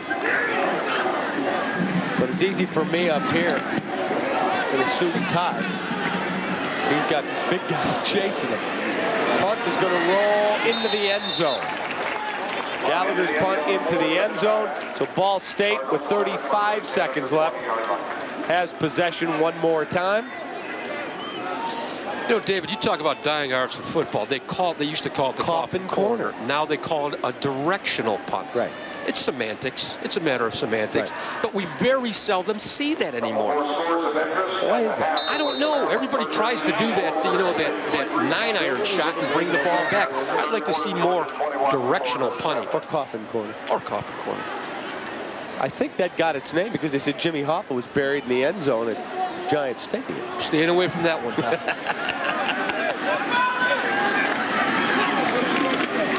Lynch gives it to Givens. Dragged down at the 25-yard line. No, we've talked an awful lot about Garrett Wolf, but Adele Givens is a fine back. I mean, he employs the stiff arm. He's well coached. He knows when to cover the ball with both hands. He knows which hand to have the football in. So the Huskies will try and see if they can get the football back here. Well spent timeout. Or force Ball State to put the ball in the air. If you're Brady Hoke, do you take a chance throwing the ball? No. David, I'm going to hand the football off if I'm Brady Hoke. You don't want to go in with some type of a special teams play by Northern Illinois. You want to go in there, you know, 21-10, going in at the half psychologically. You don't want anything to happen. Cover the football, get a good push up front, get what you can, play another play, go in at the half and regroup, make your adjustments. 21-10. You look at Joe Novak. Joe Novak cites Bill Mallory as one of the biggest influences in his coaching, and what great Bill mentor. was a class oh, act. my goodness. Indeed he was, or indeed he is. Now, some of the coaches at Ball State, Ted Huber was a Northern Illinois assistant. There's somebody else on the Ball State staff, I think. Phil Burnett was a defensive lineman for Northern Illinois. Played at Northern. And was also a GA there, graduate assistant. Hand off again to Gibbons. Northern Illinois will use their second timeout. So 2nd and 5 will bring up a 3rd and short with 22 seconds left, first half. You know, David, I had great times coaching at Northern Illinois. Northern Illinois at their second timeout. I had an opportunity. I coached linebackers there for Coach Corso, as you well know. You were coaching basketball there at the time.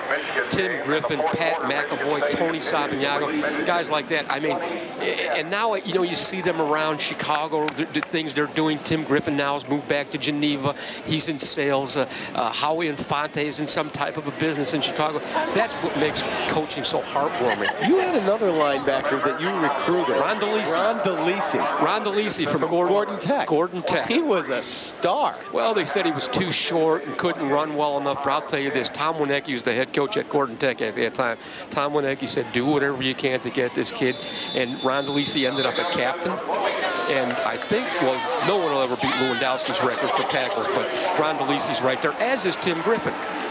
And that Pat McAvoy, that was one of the toughest guys I remember. I remember an isolation play up at Wisconsin where he hit the fullback hit the tailback fumbled the ball, Pat got the fumble recovery. It's a 3rd and 2 for Ball State, waning stages of the first half. Hand off to Gibbons, driving his legs, a host of white shirts turning back, and another timeout for Northern, and it's going to force a Ball State punt. I think he's going to be short of the first down. We'll see where they spot it.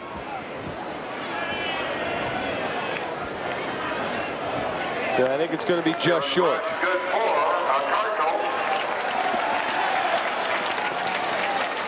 Nope, they're going to give him the first down. Boy, that looked like it was just short.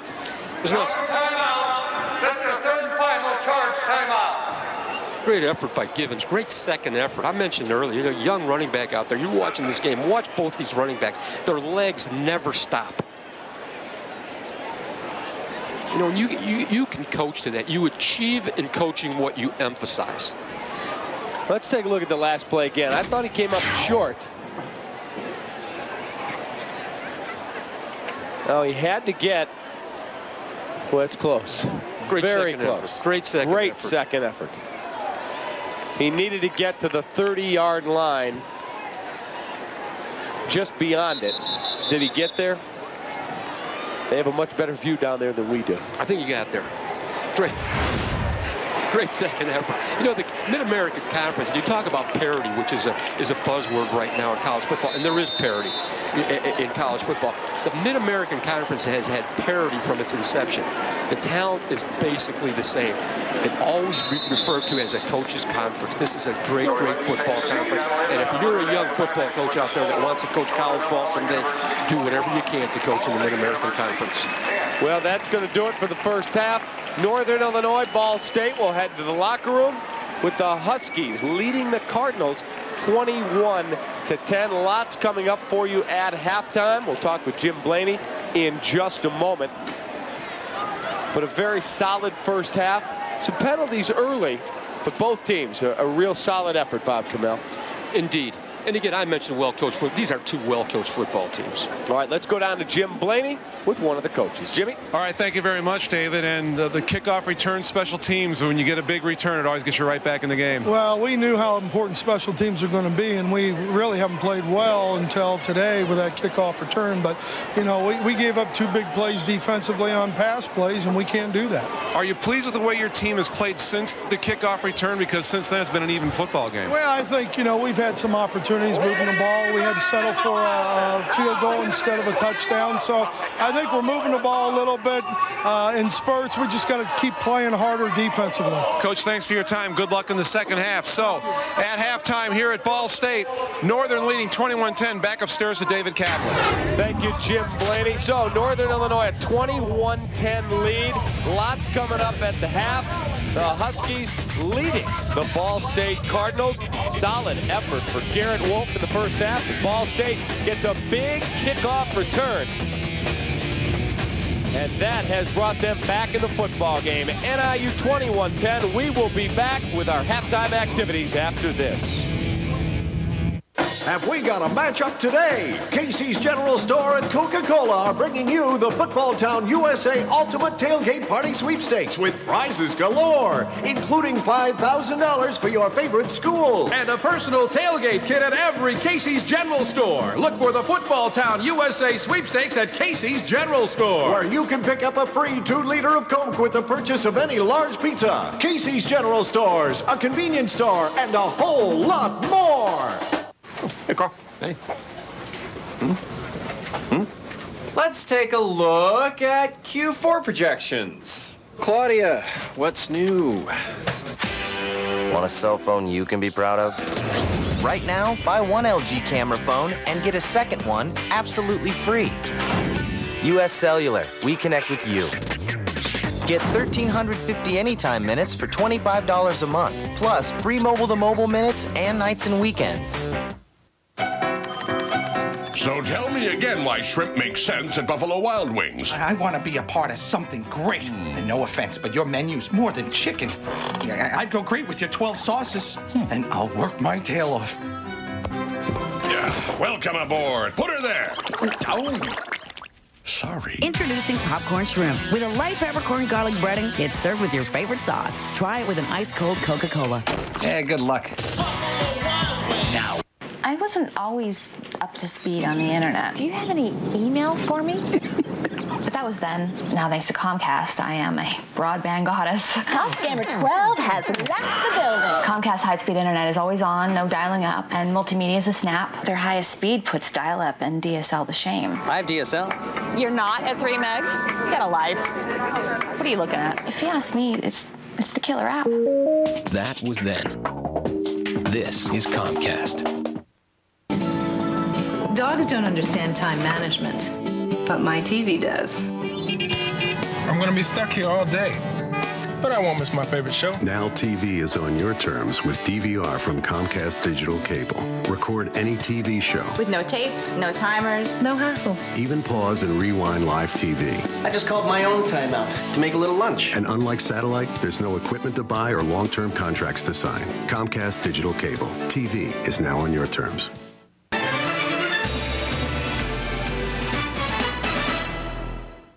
Good evening to you and welcome into our Comcast Sportsnet studios. I'm William Jackson along with Chuck Garfine, and this is our halftime report. A wild day so far in college football. We'll get to that in a moment, but first, the latest on Steve Stone. Our Gail Fisher was with the former Cubs broadcaster today at his home in Scottsdale, Arizona, and he says he does not regret his decision to leave the Cubs, but he did take some parting shots today at his former employer. I've read a lot of things that have been said, and I've read some of them that have come out of marketing and some other areas. And the only thing I would say is I'm wondering exactly about the stories, because I'll tell you something, Gail. Halloween is coming up. They're running out of Pinocchio masks. So some of the things that are being said are things that I really know nothing about. Well, as for who might replace Stone, one name that has surfaced is Bob Brenly. The former player, manager, and Fox Sports analyst is said to be a candidate, although the Cubs would not confirm that to us today. Gail Fisher tried to speak with him at his home today in Arizona, which is only about 3 miles away from Stone's, but Brenly would not go on camera, saying it's too premature at this time. All right, let's move on to college football. Purdue and Northwestern. Northwestern takes the lead late in the game, so Purdue tries to get it going with the Hail Mary with time running out, down by 3. Did he catch it? It is incomplete. How about Northwestern as they escape with the win 13-10? Illinois and Iowa, this game was close, tied at 7 at the half, but in the second half, it was all Iowa. Your final score, 23-13. It's Illinois' 6th loss in a row, 14th straight in the Big Ten. Hey, hope you join us right after the game for Sports Night. A lot more from Steve Stone and the rest of the day in sports. After a timeout, we'll get you back for the second half of the Northern Illinois Ball State game. We'll see you later.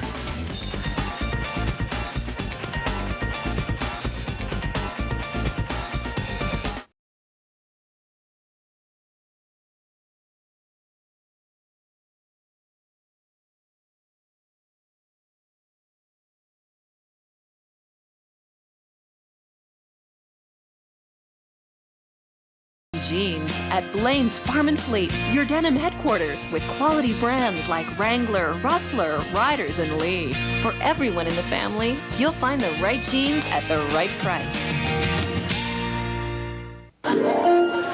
Everything is so fresh. I wonder who her caterer is. It's me. I'm the caterer. Please. Come on, Patricia, who is it?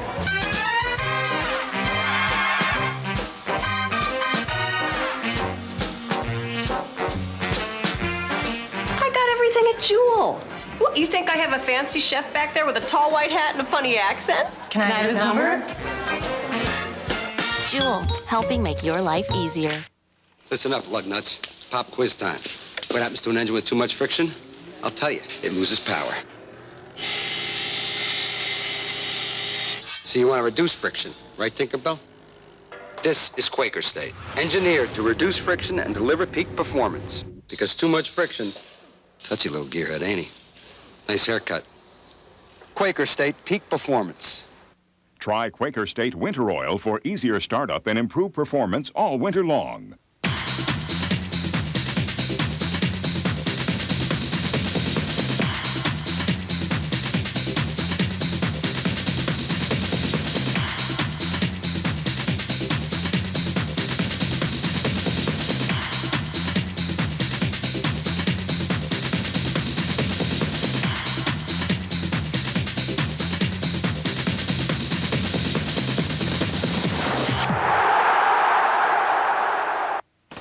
When news breaks, Comcast Sportsnet is there.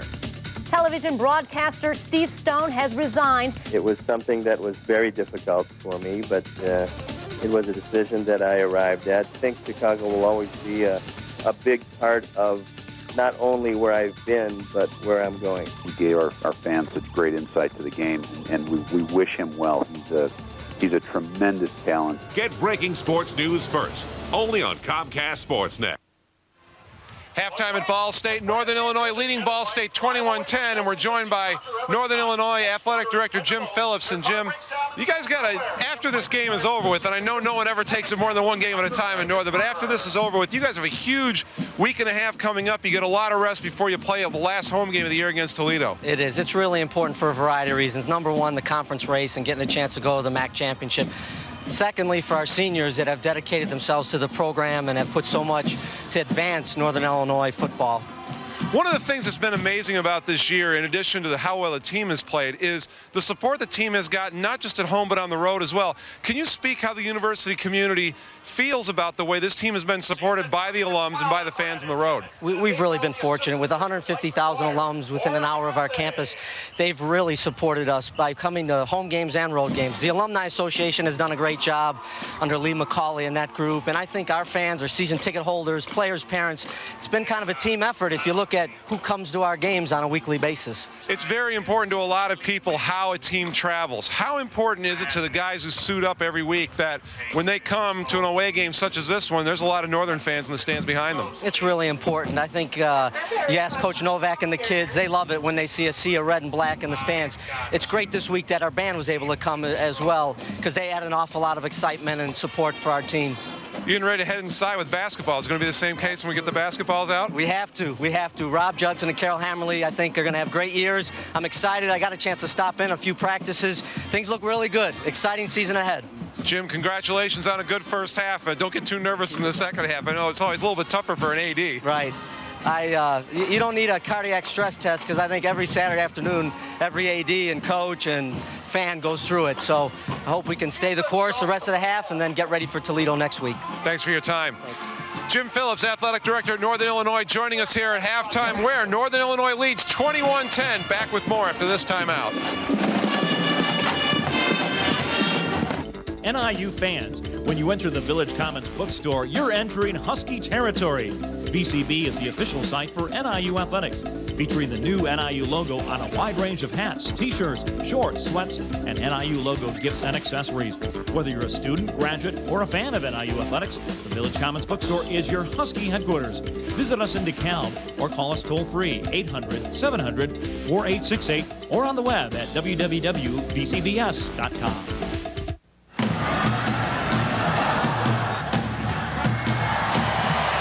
In football and in life, experience is the best teacher. Luckily, the best experience I'm getting in college is the NIU experience. I'm studying with dedicated professors in a program that's nationally ranked, and I'm applying what I learned to real-world business issues. So when I leave NIU with my degree in accountancy, I'll be a top recruit for companies that value real-world know-how. Get a step ahead. Get the NIU experience.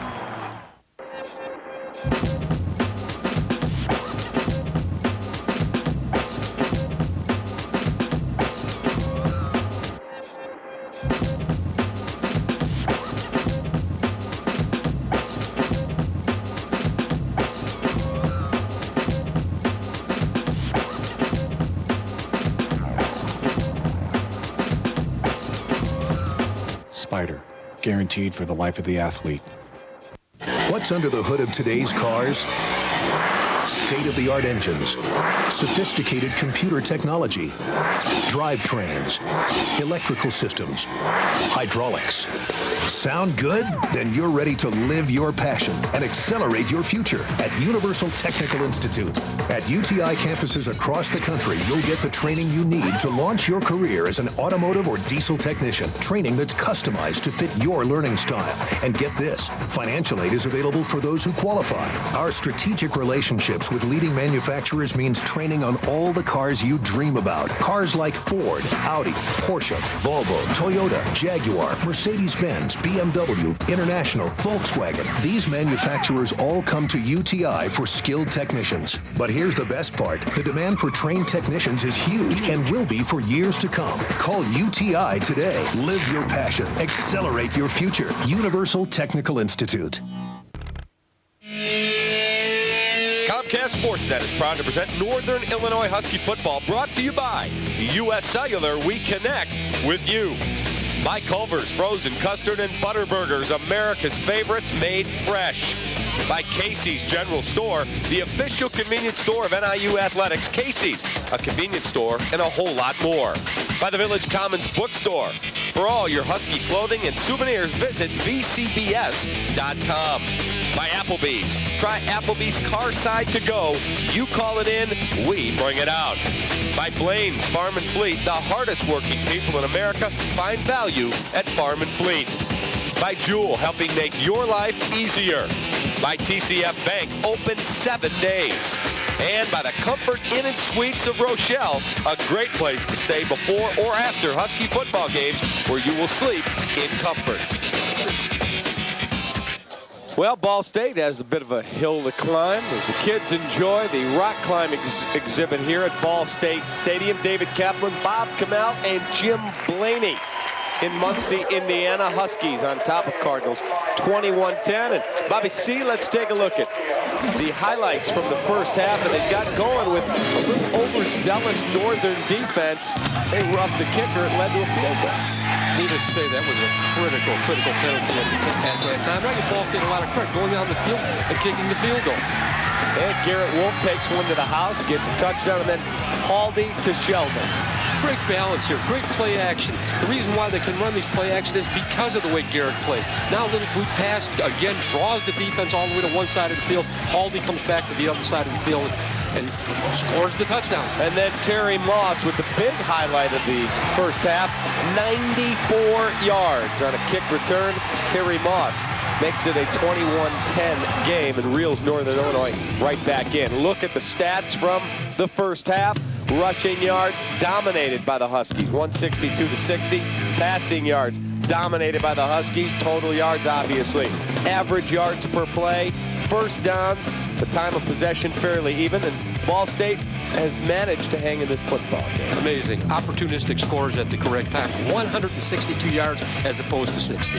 And let's go to Jim Blaney with Joe Novak. All right, thank you very much, David. And it's an old football coach thing that I'm sure you told your guys a million times. One play just turns the whole game around. You're still leading, but the momentum seemed to slip away after that kick return. That was ridiculous. Let them out with that kickoff return. Then we've hurt ourselves with penalties, Jim. We had a couple of holding penalties there that are killing drives. We should be up better than this, but we've let them in the game, and they're a scrappy group. We're going to have to fight the second half. I get the impression, though, from walking up and down your sideline, though, it's a confident group. Everybody seems in control, but it's a matter of executing now, isn't it? Well, it is. When you get situations, you got to take advantage of them. We've slopped around a little bit too much there in the first half. Coach, thanks for your time. Good luck in the second half. So Northern will come out and try and regain the momentum when we get going here. They have a 21-10 lead. David, back to you. All right, thank you, Jimmy. I just love the honesty out of the head coach. Hey, we slopped around. I didn't like what I saw. We'll talk about it in the second half kickoff. Coming up on Comcast. Last week on Comcast Sportsnet, if you just got the scores, you didn't get the whole picture. It went good. You know, I got went over and seen the doctor and did the whole physical thing, and then I came back and did a little workout and threw some balls, and it went all right. I prefer to fly underneath the radar, and I really think you can get things done. As opposed to just looking like you're out there trying to get things done. I have no interest in trying to prove to the public that I'm out there working. Get your game on Comcast Sportsnet. More Bulls tickets? You still going to games? These ain't Bulls tickets, baby. These are gold. 24 karat. The Bulls are coming back. Amen. I'll be right down front. That's right. Bet. You're in dreamland. Ever see Shaq Diesel? Poetry in them. I've seen him lots of times. TV in your mama's basement don't count. You ain't seen LeBron, T-Mac, Kevin Garnett.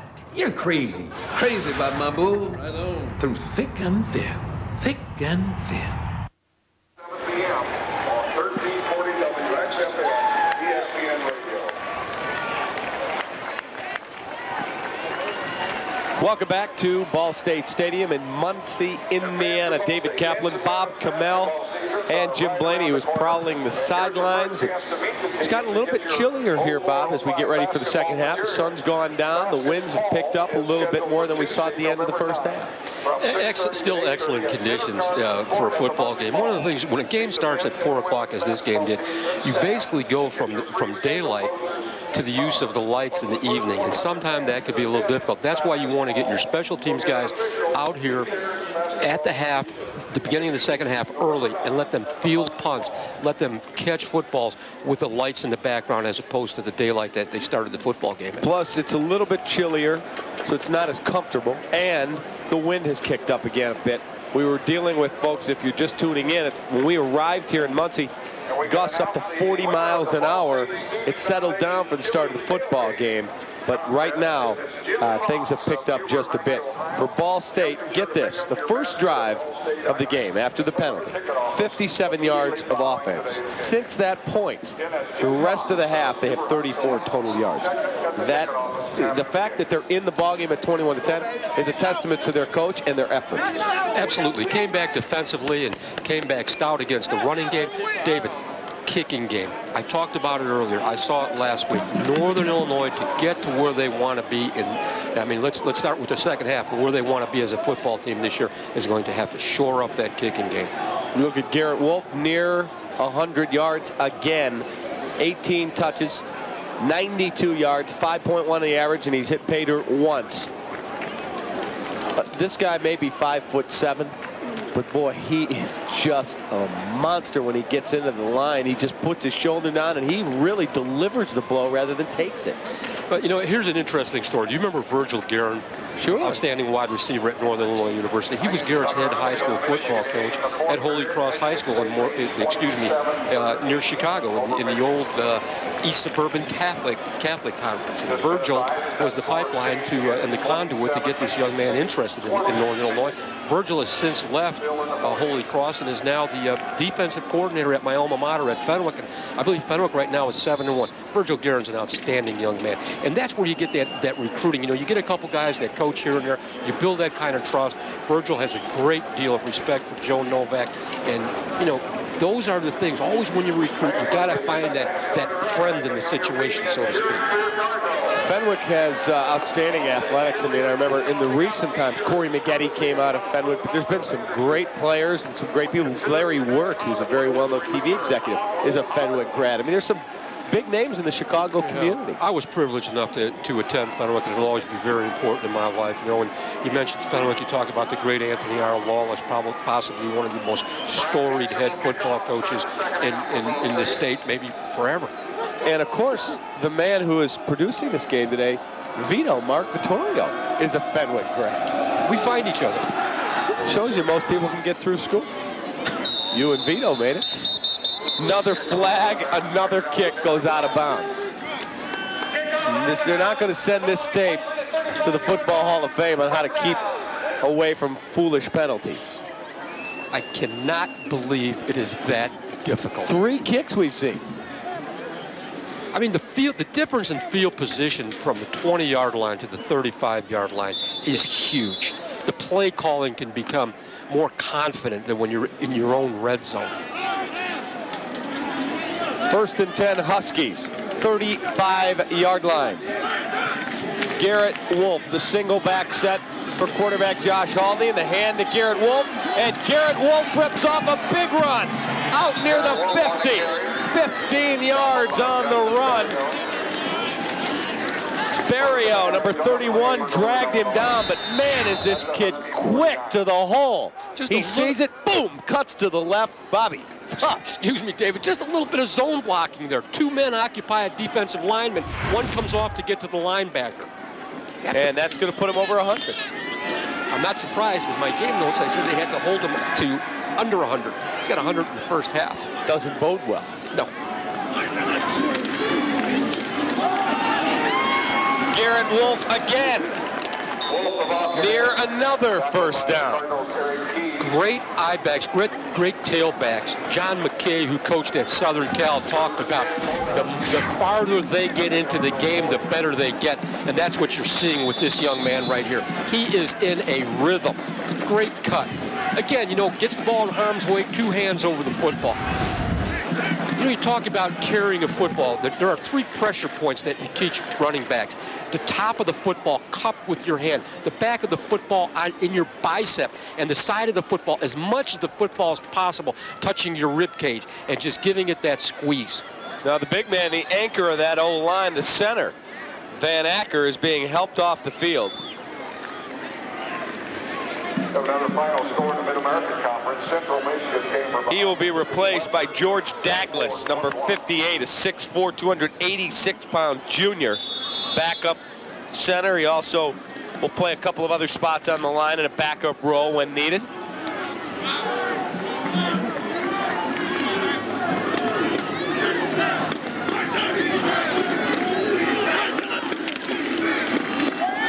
Garrett Wolf again. Garrett Wolf breaks tackles. Garrett Wolf cuts it back to the middle.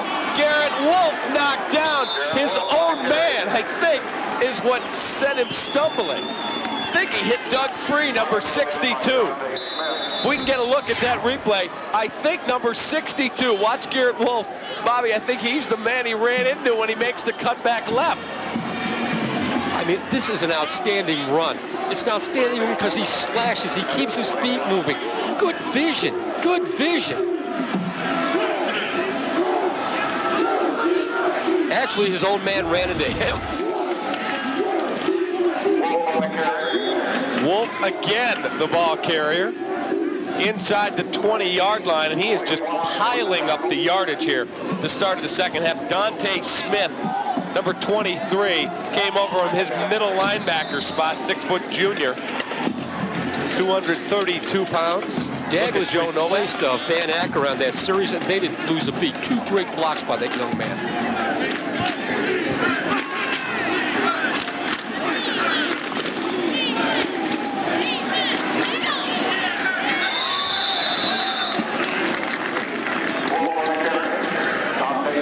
Wolf again, and Dante Smith, number 23, again over to make the tackle. How many offensive lines use their center to pull because you get a lot of movement out of the Northern offensive line. They're a very talented group. I mean, this young guy pulls, at this size, you don't see that often. You have to have a great deal of respect for the athleticism of a center at that size to be able to pull and run. And the other thing you have to have is continuity at the position. Josh Haldi looking, Haldi rolling right, Haldi throws, and he throws it away. David, let me clarify about what I mean by continuity at that position. They have to have like skills. If you have a center in your scheme who pulls and traps and he's your starting center, your backup center has to have the ability to do the same thing, or you start to get away from plays that have been good for you. So you want not only continuity, you want like abilities at each position. Garrett Wolf has gone over 100 yards, Bob. This is his 6th consecutive 100-yard rushing game, and he ties the Northern Illinois school record held by LaShawn Johnson, Charles Talley, and Michael the Burner Turner. And the field goal is no good from Chris Nendick. Fitz is kicking into the wind, so it stays 21-10, 12-12 left, third quarter. It's the game of the year for NIU football, and it's at Husky Stadium in DeKalb. Be there Tuesday night, November 9th, when head coach Joe Novak's Huskies take on Mid-American Conference rival Toledo in a nationally televised game that will decide the MAC West Division crown. Kickoff is set for 6:35 p.m. Wear your red, grab those thunder sticks, and take in all the pageantry and excitement of the best college football experience in the state of Illinois. Husky football tickets are available through Ticketmaster or go online at niuhuskies.com. Ready to give your home a whole new look? Call Empire today. Get new windows and siding in a week. Our custom windows are energy efficient and feature self-cleaning glass. Our vinyl siding is durable and maintenance-free. Shop at home, get professional installation, warehouse direct prices, plus no payments till 2006. You'll even get a free gift.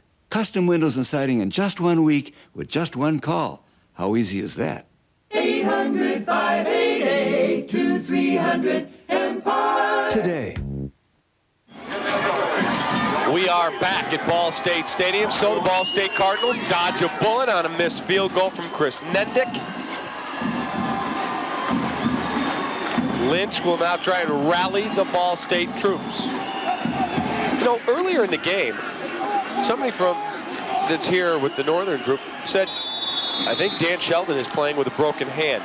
There is no way he is playing with a broken hand. There's no tape on his hand. He's got his glove on. So if we got some bad information, I apologize. If I didn't get bad information and he's that tough that he's playing like he is with a broken hand, the kid's a stud. Ball State back on the attack, and Givens, who is a workhorse for the Cardinals, picks up about 4 yards. We'll take a look at it, Bobby. Well, he goes to where the play is designed. It's not there. Cuts it back and takes the ball the other way. What he's looking at is he sees that at the point of attack there's nowhere to go, but he also saw the linebackers over pursuing and brought the ball back. Kept his shoulders square, kept his feet moving, jumped to the outside. Salyer, the man in motion. Lynch fakes the handoff, rolls, throws, finds his man. I believe it's Dante Ridgway. And that should give him 1,000 yards for the season. First Ball State player in school history to have 2 1,000-yard receiving seasons. And it is. 86 Dante Ridgway, and that will put him over that coveted mark. You know, David, I have to say this, though. Dante Ridgway's an outstanding wide receiver, an outstanding athlete. I would have expected that Brady Hoke and his offensive coaches would have used Dante Ridgway as more of a go-to guy in this game. I mean, this is a guy who you want to catch the football yards after catch. Really has not been a big part of the offense today. Just 2 catches in the first half. That's his 3rd catch of this ball game. Northern brings pressure. There's that wide receiver screen. And it's Jason Barnes who makes the catch and picks up about 8 yards, maybe 9. Watch Jason Barnes right here. First he catches the football, then he runs with the football. A wide receiver in that bubble screen has a tendency to start to look upfield to see where the defense is going to express himself, where he can get the most yardage. Catch that football first, then run with it. Nice job by Barnes.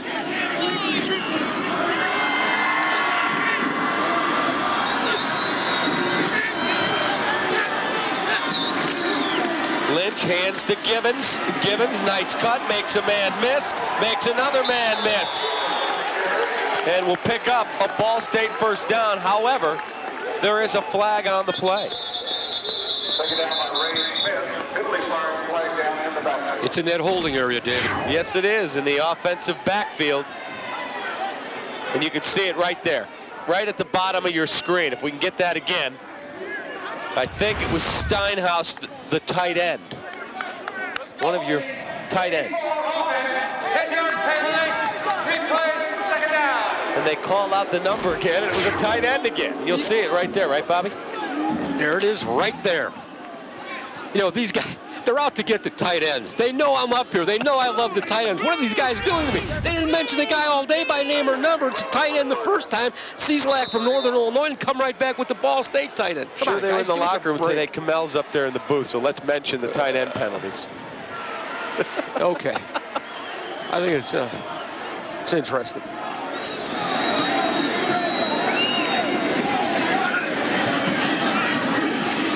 Lynch fakes, rolling, looking, throws, has his man Ridgway. Knocked out of bounds, and it looks like it'll be just short of a Ball State first down. About a yard short. Jason Hawkins and Rob Lee were there in coverage. There's the pass. A nice job to force him out of bounds.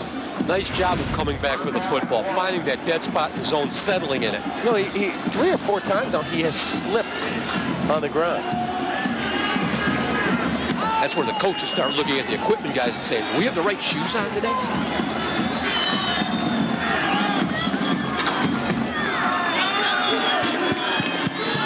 Hand off to Givens. Going to be close. We'll see where they spot this. Old-fashioned isolation play, David. That's a play that the fullback used to run as the isolating blocker. Now with the motion, with the tight ends and things of that nature. You see tight ends in motion. You see right here, come up, bammo. He's got that linebacker. That's an isolation block. He's isolating on that linebacker. And he's able to pick his way for a Ball State first down. Keeps the drive alive. 10-15. Clock ticking.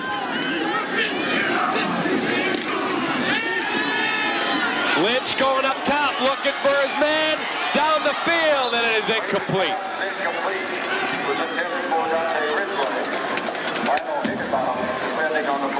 Went for the home run ball and missed his man.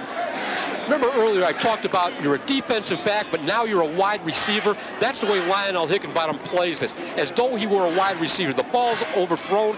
He gets a look over his shoulder, attempts to catch that football. It's anybody's ball when it's up in the air. It might as well be yours. Bit overthrown. Nice job of Lionel Hickenbottom. He catches that ball. He's still running. Great effort by that young man. Good safety help over the top.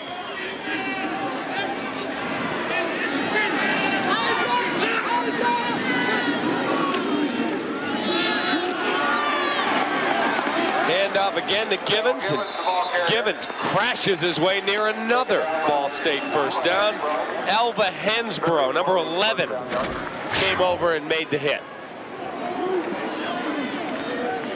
Ed Stoltz, the offensive coordinator for Ball State, is seeing something along the right side of the defensive line for Northern Illinois that he's beginning to exploit.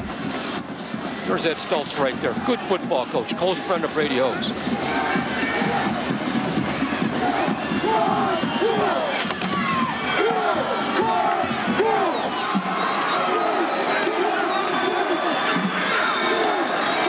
Third and short for Ball State. Handoff Givens. That will be enough. Move the chains again for the Ball State Cardinals. Another Ball State first down. A very solid drive that they have going. 9:13 left. Third quarter. You know, I mentioned using tight ends as blockers. Okay, using tight ends as blockers. Here's a kick-out block. Nice job, actually, by the fullback there from that offset fullback. It was a great job by the fullback kicking out the defensive end. Brad Salyer was the man who came over and made the play. There's the pass.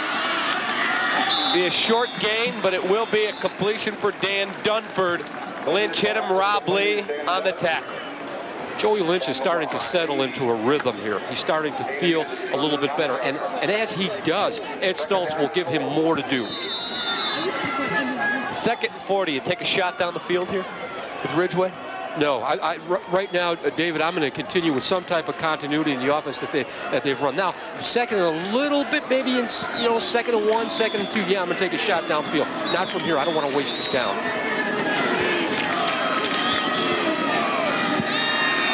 Lynch steps up, throws, looks down the field, throws it out of bounds. That's why I really don't like that call there.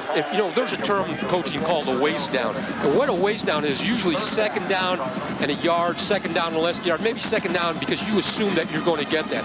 So you're not afraid to waste it down. Hopefully it's not a wasted down, that it's successful.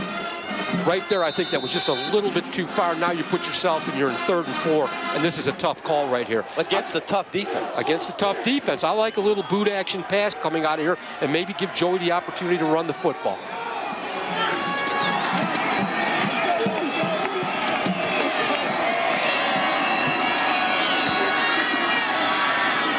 Lynch steps up, fires, and finds his man. His best throw of the day, a bullet over the middle, finds Dunford, and that is another Ball State first down. Adriel Hansbrough made the tackle. Bobby, this was a good throw. This was a good throw, and this was a good route. He finds that spot in the zone. So many times we watch football games now, we say, well, the guy, it's 3rd and 5, 3rd and 6. The guy runs a 4-yard route or a 3-yard route. That young man knew where he was on the field.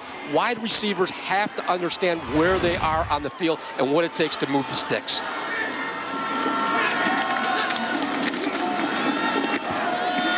Gibbons stood up, falls forward. Gibbons on the carry. A little jawing down there between Brown and Hickenbottom. 2nd down 8. David, we're up here in the press box, but the contact on that field is just resonating throughout the entire stadium. These two football teams are getting after each other. Big time. Big time. Glad I'm not going to wake up sore tomorrow.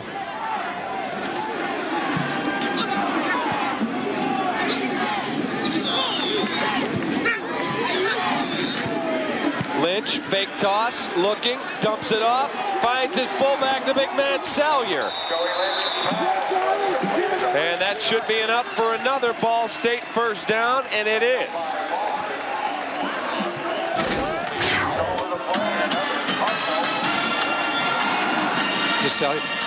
Salyer's going to come across the formation. They're going to get a fake this way. You're going to see the pursuit come inside. Salyer squeaks his way outside, and we've got ourselves a football play. Great fake. Nice job. Nice job by Joey Lynch there of faking. And again, coaching quarterbacks, you have to teach that to them.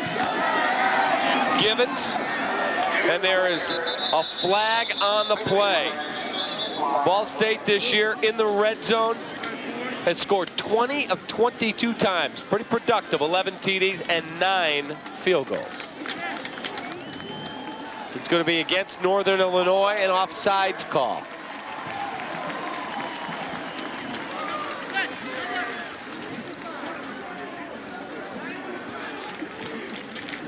Offsides, defense, number 95. 5-yard penalty, replay first down. So they get Northern Illinois for an offsides penalty, which will make it a 1st and 5 for Ball State. No excuse for that in this situation. Yep, cannot jump. Take all the football, but don't jump, don't line up offside.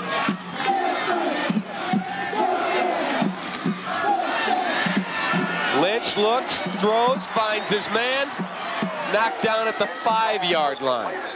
2nd and 2. Tackled by Hickenbottom.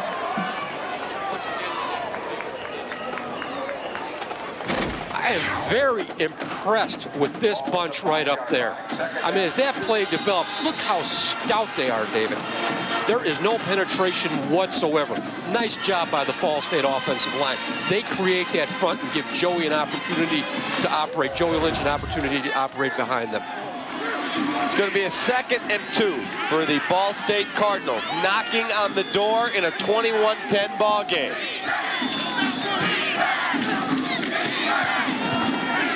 Givens going to be short of the first down. It'll be spotted just inside the 5. Going to bring up a 3rd down situation. This is a big drive for Ball State. It is, and that was a great football play that we saw. Backside pursuit, so critically important. Kirsten Strotham, defensive end, showed great punch, great push. Yep, Strothman from the backside, Hickenbottom, the man who got him and stood him up. A 3rd and 1 for the Ball State Cardinals, the biggest play of the football game so far. Givens. The Huskies say that they stopped him. We'll see where they spot it. It's going to be very, very close. And they are going to measure. This is going to be very, very close. What do you do, Bob, if you don't make it? We get an isolation play right here. Brad Saylor did not get all of the linebacker that time. He just chipped him on the shoulder. Had he been more flush to that linebacker, I think that ball might have gone in the end zone. If you don't get it here, I'm going for it. You have to. You have to go for it. If you're Ball State in this situation with this score, you have to go for this. And he is going to be short. He is going to be short by about a foot. 8 to 12 inches. That's what they pay the head coach for.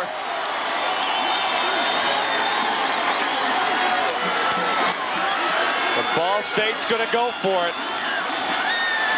Do you run a sneak here? What do you do?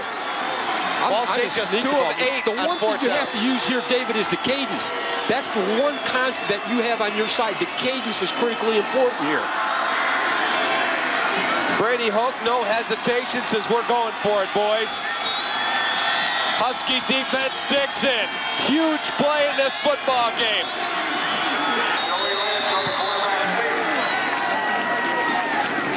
And I think he got it. Yes, he did.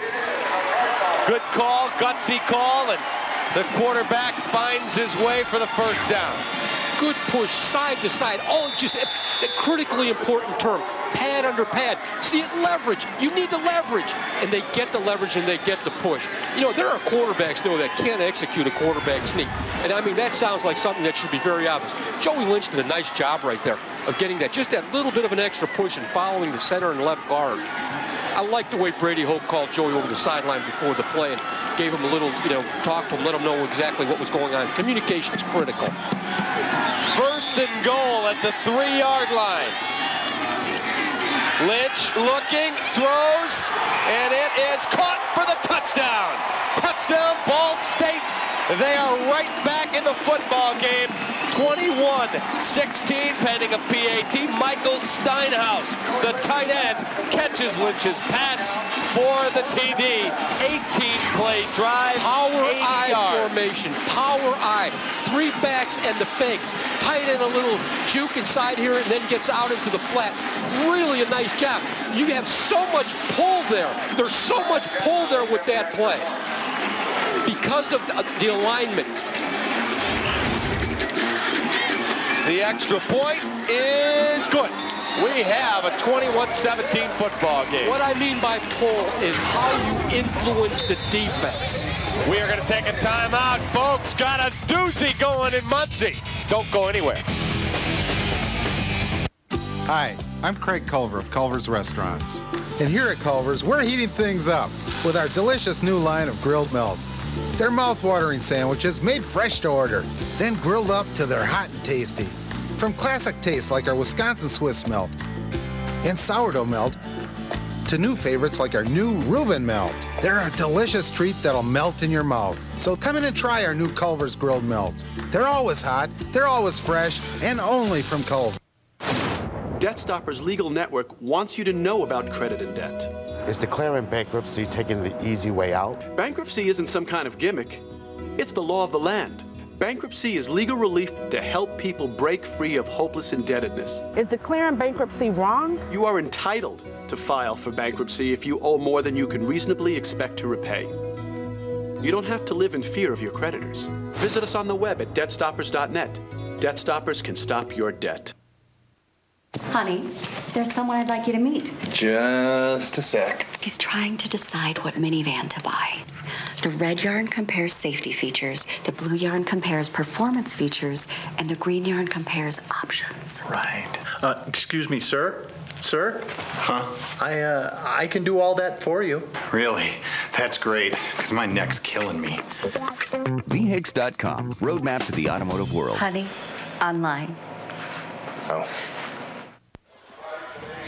Tomorrow, don't miss U.S. Cellular Bears post-game live. Dan Jiggets, the great ex-Bear and company, break down all the action and bring you live interviews with players as they leave the locker room. U.S. Cellular Bears post-game live tomorrow, immediately after the Bears game on Comcast Sports Net.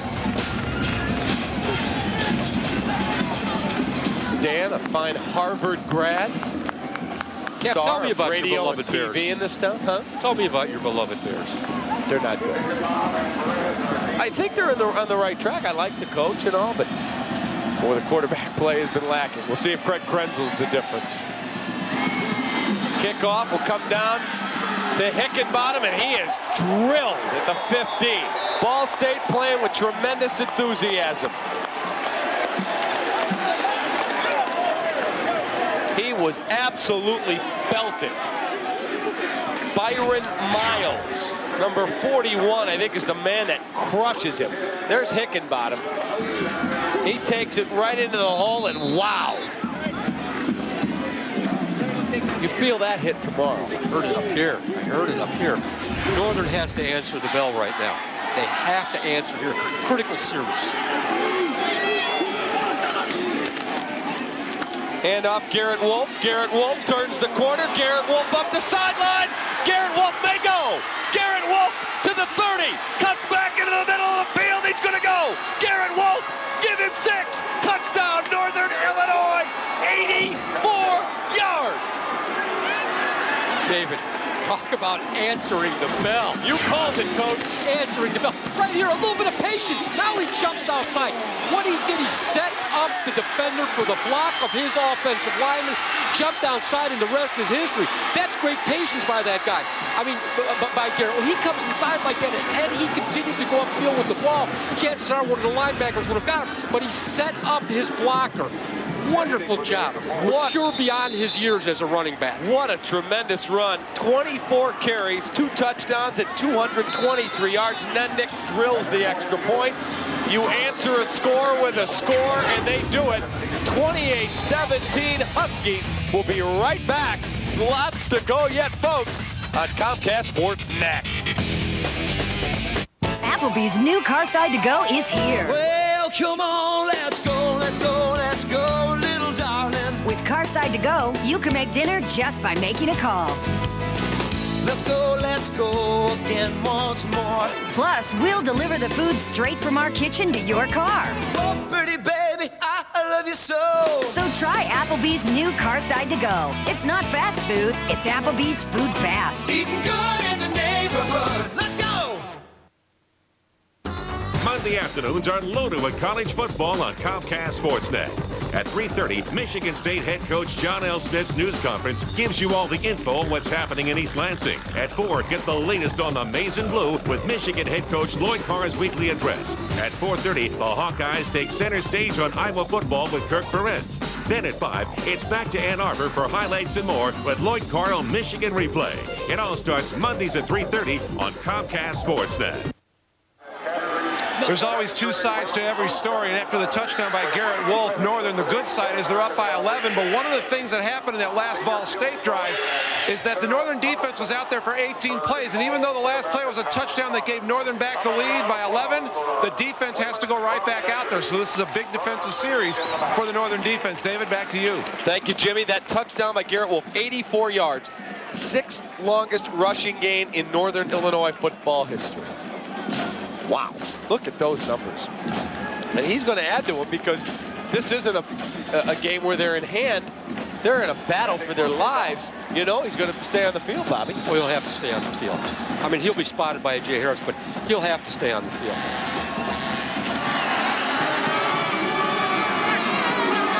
Then Nick's kick is going to bounce, roll, and go out of bounds for the 3rd time today. I would not want to be him at film session tomorrow.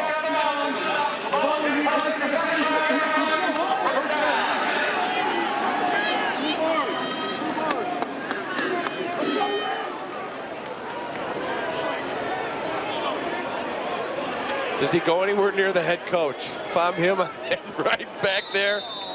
You know, Terry Moss, the receiver, out of his eyesight. The kick returner for Ball State had a little decision to make there. How long was he going to wait before that ball was going to go out of bounds? Right, because you've got guys flying down the field who could dive on it to live ball. Absolutely. Ridgway, man in motion.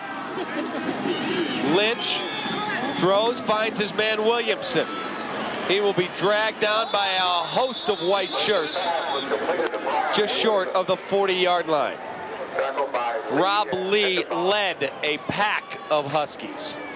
Right now, it's Stoltz, the offensive coordinator from Ball State, has to get some plays in there to get Ridgway's number called on a more consistent basis. He has to be the go-to guy in this situation. And Joey Lynch has to have the confidence in him that he will have the ability to get into the clear, make catches, and get yards after catch. 8 different receivers have caught Joey Lynch passes today. Distribution, nice job.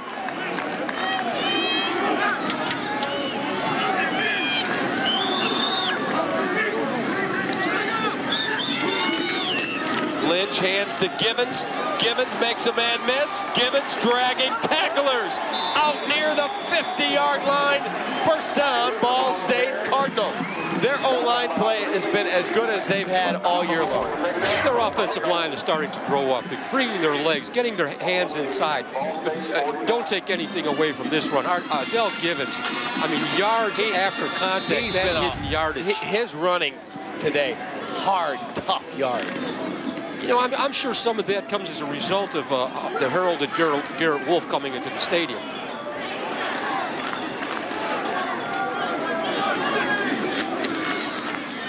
Lynch, play action, looking, throws, and he throws it away. That's exactly what you want your quarterback to do in that situation. Go through his progression. That was what we refer to as a levels pattern. In other words, you've got a person running an intermediate route and a deep route. You can see which way the defender's going to go. They had that, both of them covered. The deep defender as well as the under coverage. Joey throws the ball. Lynch throws the ball out of bounds. That's what you want the quarterback to do.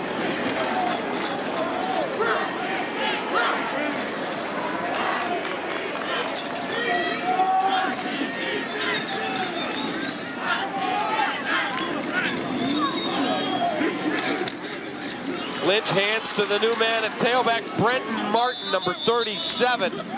And he'll pick up a couple, maybe 3 yards. So Givens gets a bit of a breather, and he needs one. Jason Hunt, number 85, the middle linebacker, playing in place of the beast, Brian Atkinson, who is here. He is in uniform. He is available, but has not yet played. He has his jaw wired shut. Broken jaw.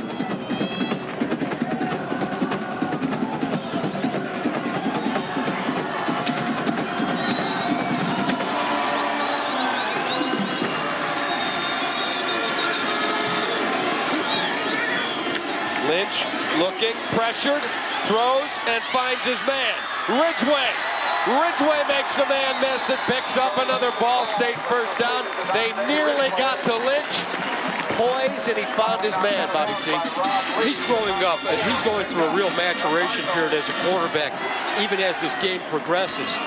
Nice job there, throwing the football, threw the football where he needed to throw it, away from the defender to the outside of Ridgway's outside shoulder. Joey Lynch is growing up in front of our eyes as this game progresses. And again, I mentioned earlier, Ridgway's got to be the go-to guy.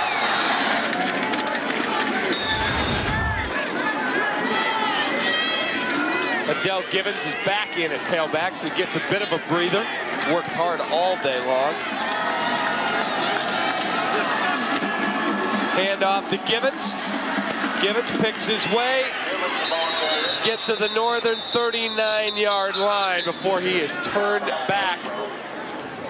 4th straight 100-yard rushing game. He is a true freshman.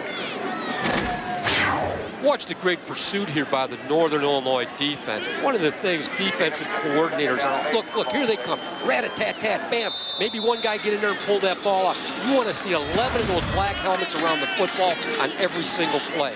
Jason Hutton, part of the group there, Bobby, that made the tackle. And I'm continuing to be amazed by the contact on this field, David.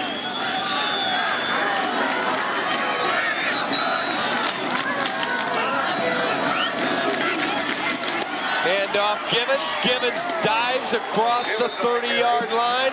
He'll be short of a first down, but a good chunk of yardage. Bring up third in a very makeable situation. Rob Lee was there on the tackle.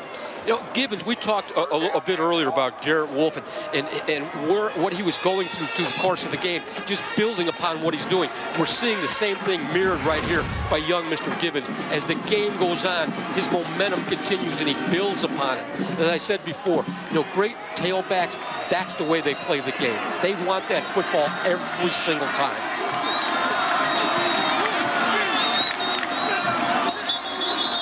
Whistles before the play. The quarter has come to an end. So we are through 3. We got a good one. Northern Illinois 28, Ball State 17. We'll be back with the fourth quarter after this on Comcast Sports Net. Oh my gosh, did you see the ref totally blow that call? Yeah, he was so embarrassed. If that call costs us the game, I will be like a major mad. Totally. What's enough to make anyone chatty as a schoolgirl? Right now, get 1,000 anytime minutes for just $20 a month, plus free mobile-to-mobile minutes or incoming calls. U.S. Cellular, we connect with you. And be sure to ask about nights and weekends, starting at 7 p.m.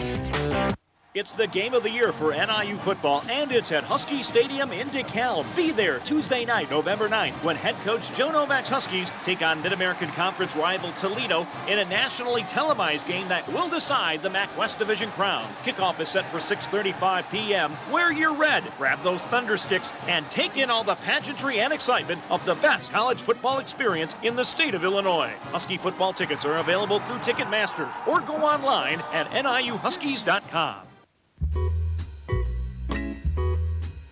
And the wheel goes round and round. The wheel goes round and round. The wheel goes round and round.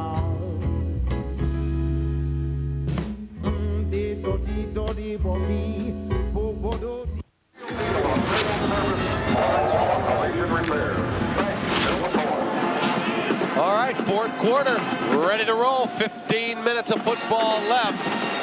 Ball State driving. Take a look at the third quarter, through three-quarter stats. Rushing yards, overwhelming for Northern. Passing yards, about even. Total yards, obviously, Northern's favor. First downs, about even. Third down conversions, you see the numbers. And time of possession, favoring Ball State. Northern Illinois, Ball State victimized by the big play.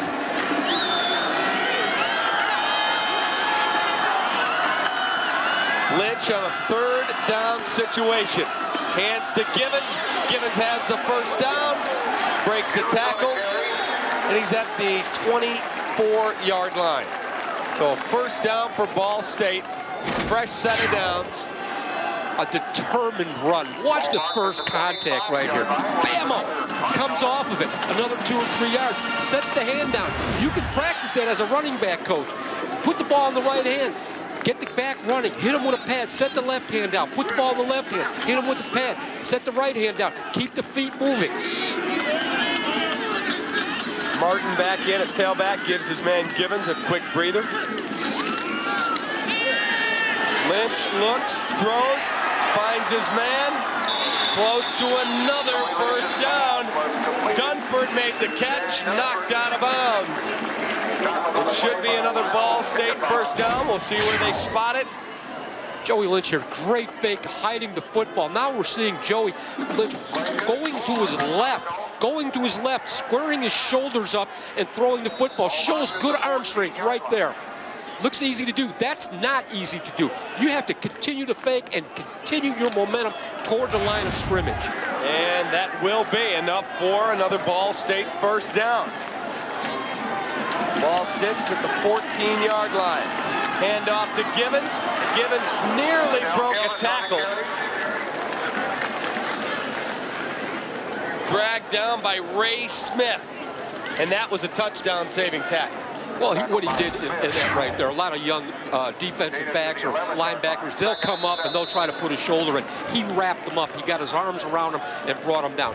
Very, very nice tackle. Again, you achieve what you emphasize. Tackling's a dying art. You don't see great tackling that much anymore because in a 20-hour, you can even work on scheme or you can work on technique. Defenses must work on basic fundamental tackling abilities.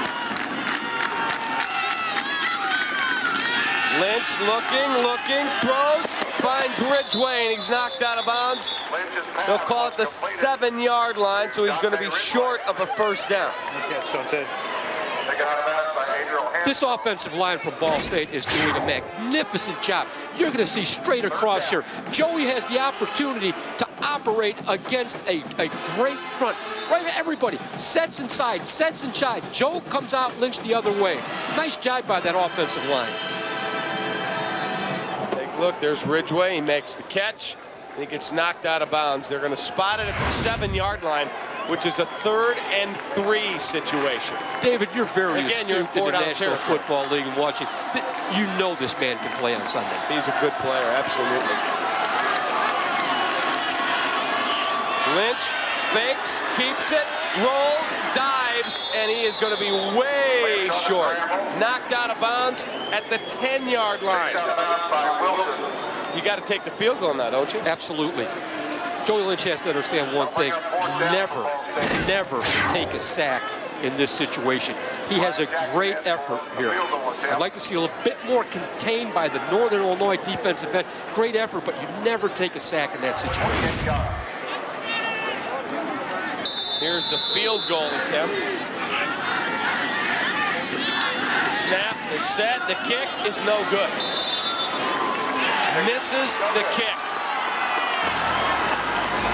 So it remains 28-17. Lots of football left in Muncie.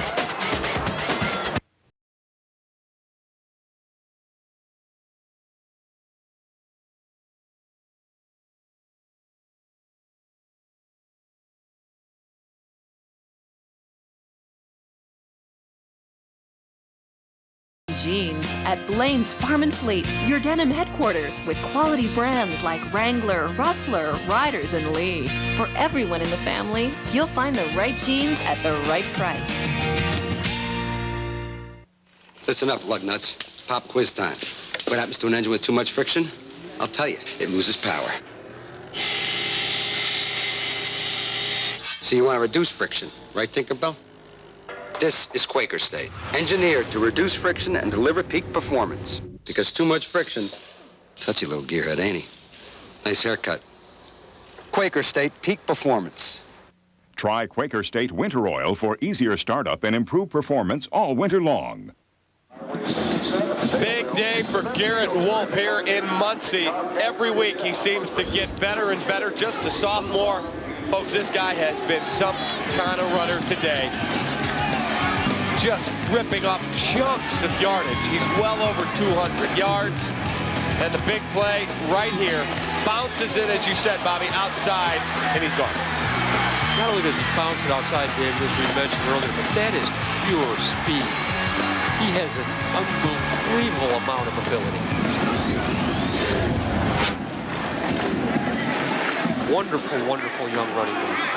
Northern Illinois now has the football. 13:29 left here in the 4th quarter at Ball State Stadium. I'm calling these offensive plays. This is going to be the Garrett Wolf show. And it will be Garrett Wolf. Makes a man miss. Garrett Wolf turns the corner, knocked down at the 21-yard line. Taken down by Justice Mario. But as we watched, you mentioned before, Barrio, if I may, the heart of the Ball State defense. This young guy's a fine football player. But as I watch, again, he's building on everything. He's getting a bigger resume, if you will, as the game progresses.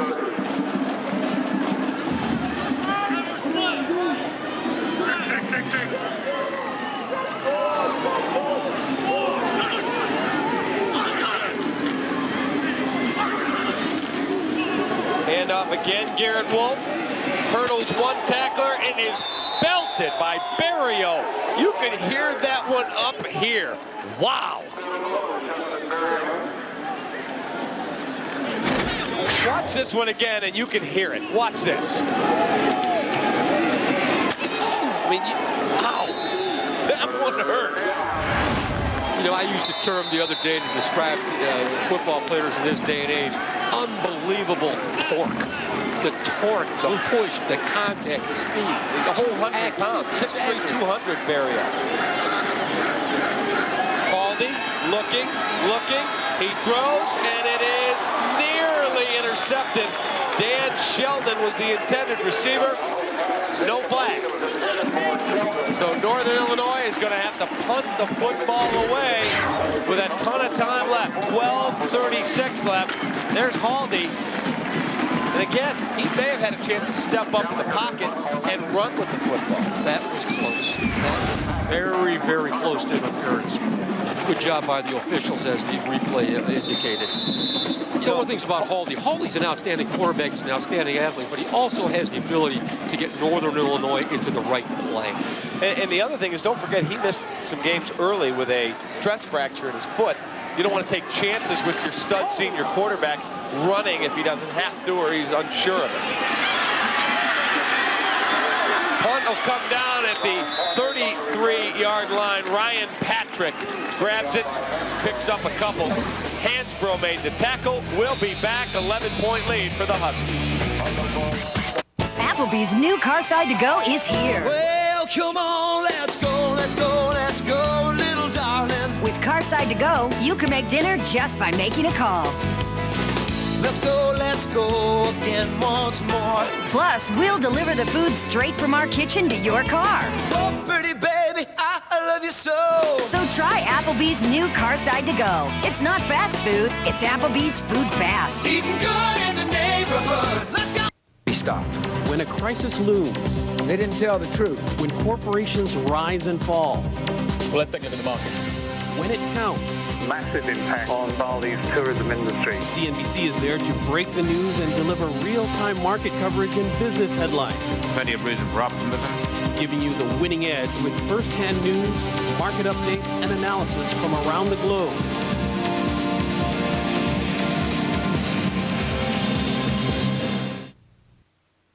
Now this should be our new car. This makes more sense. Yeah, but this one's so cool. This one did better in crash tests. Yeah, but this one is so cool.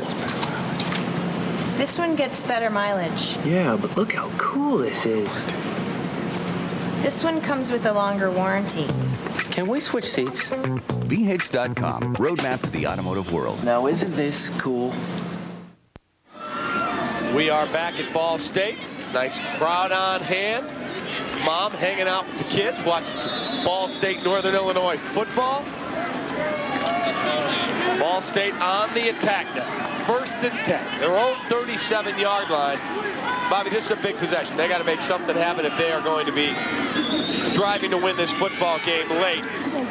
Ridgway catches the bubble screen. Ridgway makes a man miss. Ridgway out across the 50 into Northern Illinois territory. Huskies will know they have been in a football game after today. That was a great call right there. Again, getting the ball in Ridgway's hands. This is a play. This is basically, it has all the ingredients of a screenplay. Sometimes referred to as the jailbreak screen. I don't really like calling it that, but get the ball in Ridgway's hands, something good will happen. You can tell when he catches the ball and makes somebody miss, he's tough. I have a great deal of respect for him as a receiver, not only because of the finesse catches he makes, but he is not afraid to go across the middle and catch the football. Gibbons takes the handoff. Gibbons turns the corner. Gibbons will pick up another Ball State first down. Let's take a look at two great running backs today, Adele Gibbons and Garrett Wolf. Look at the comparisons. 30 carries for Gibbons, 26 for Wolf, both a big workload. Garrett Wolf, 227 yards. Gibbons, 127. You look at the average per carry, and here's his last run. This is just a real treat to watch two outstanding running backs like this. Your 30th carry and you outrun Rob Lee into the corner. I mean, it just tells you his motor and his determination. Rob Lee is a good football player. Lynch is going long down the field, and he throws it out of bounds.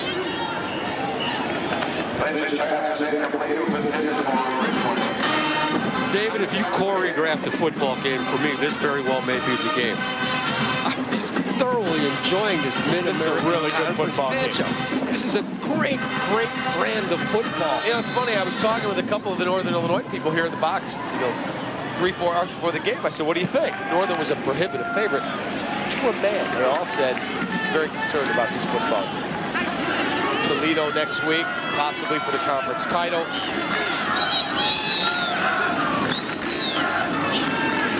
Hand off to Martin, and Martin makes a man miss.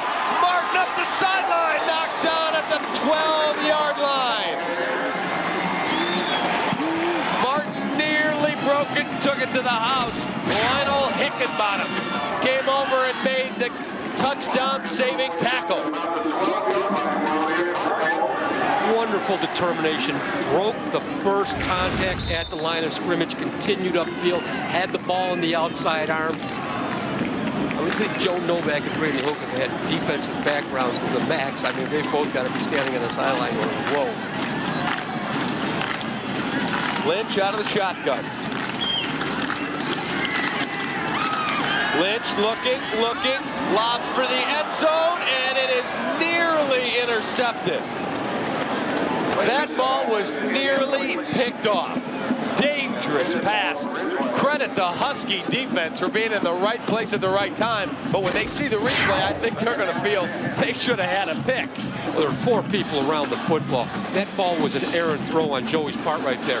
Another couple games, and that ball will never be thrown. I mean, he is growing up, as I said early, and there's a maturation period here, but that's not a place to throw that football. That's one where we always say, hey, I'd like to have that one back. That was Lionel Hickenbottom, I think, who had the shot at it, but one of his own men, I think, hit it.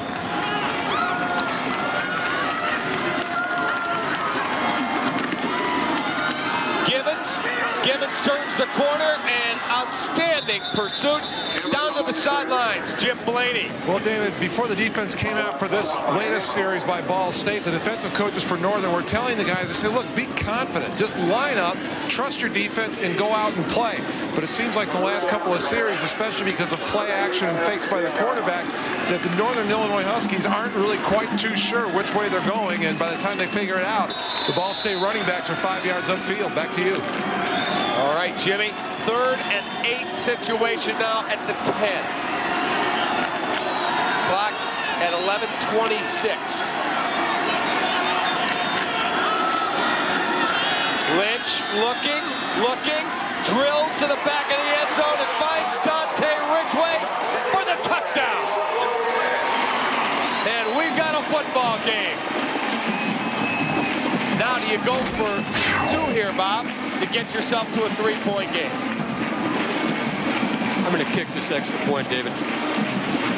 Brady Hoke has to kick this extra point. Good presence here by Joe.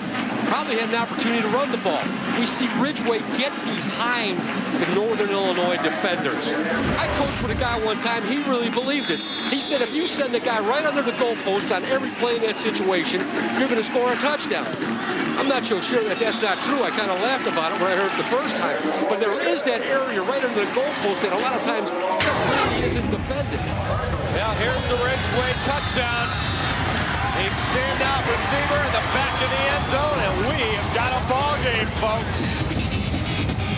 Have we got a matchup today? Casey's General Store and Coca-Cola are bringing you the Football Town USA Ultimate Tailgate Party Sweepstakes with prizes galore, including $5,000 for your favorite school. And a personal tailgate kit at every Casey's General Store. Look for the Football Town USA Sweepstakes at Casey's General Store, where you can pick up a free 2-liter of Coke with the purchase of any large pizza. Casey's General Stores, a convenience store, and a whole lot more.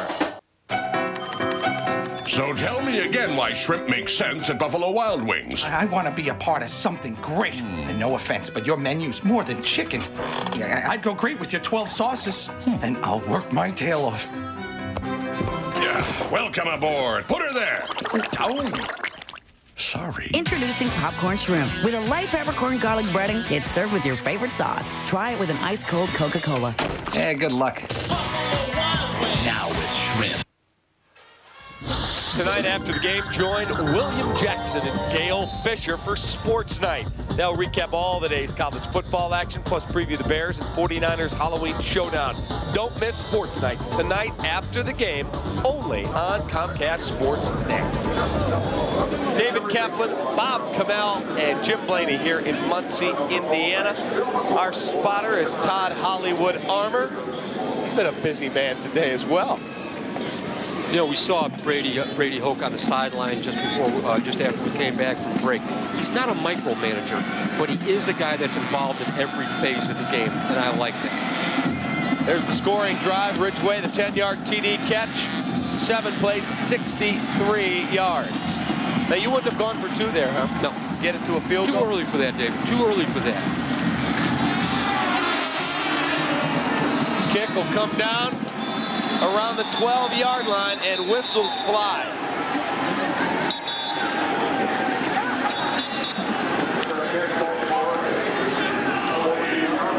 They're going to say that Hickenbottom called for a fair catch.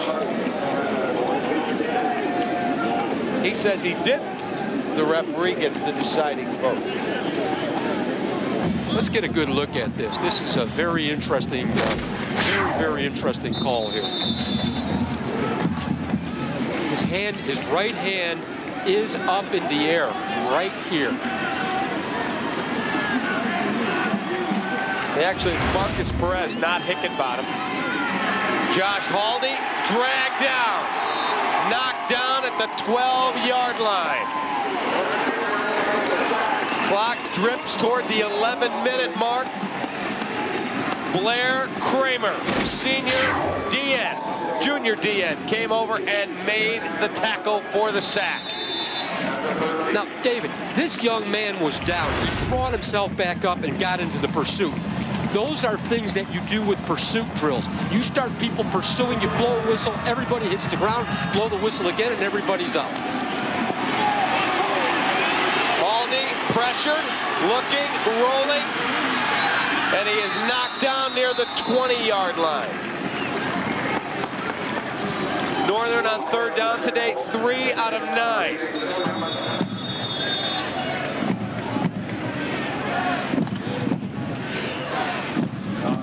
Man down for the Ball State Cardinals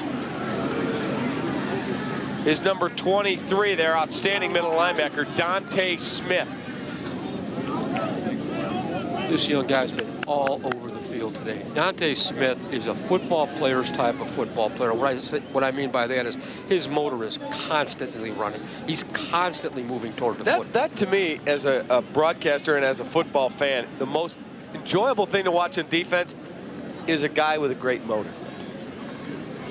Absolutely, and that's what, you know, we have NFL scouts in the booth here today. Buffalo Bills are here and a couple other teams. That's what they look for in a potential prospect, is the guy moving toward the football all the time.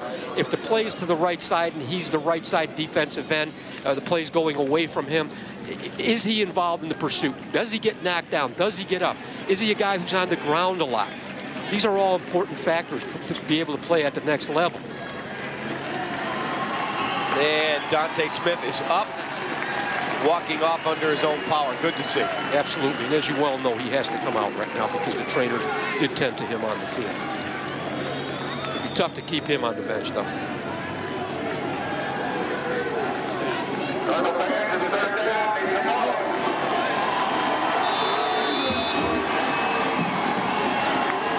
A 3rd and 4 at the 20. Huge play. The Ball State crowd rises. Haldi throws, finds his man. And that's It's going to be a Northern Illinois first down. Marcus Perez makes the catch. Huge, huge play for the freshman. Haldi drilled it. Best throw by Josh Haldi all day. Knew where he had to throw the ball. Did not go through a progression. Had the receiver marked right from the get-go. Put it right in there on the break. Might have been face masked. That's our first sideline warning. Now explain. Sideline warning. Guys getting too close to the field. Yelling at the official. What would that be?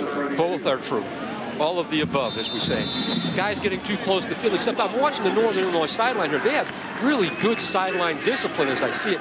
Must have been some comments from the bench.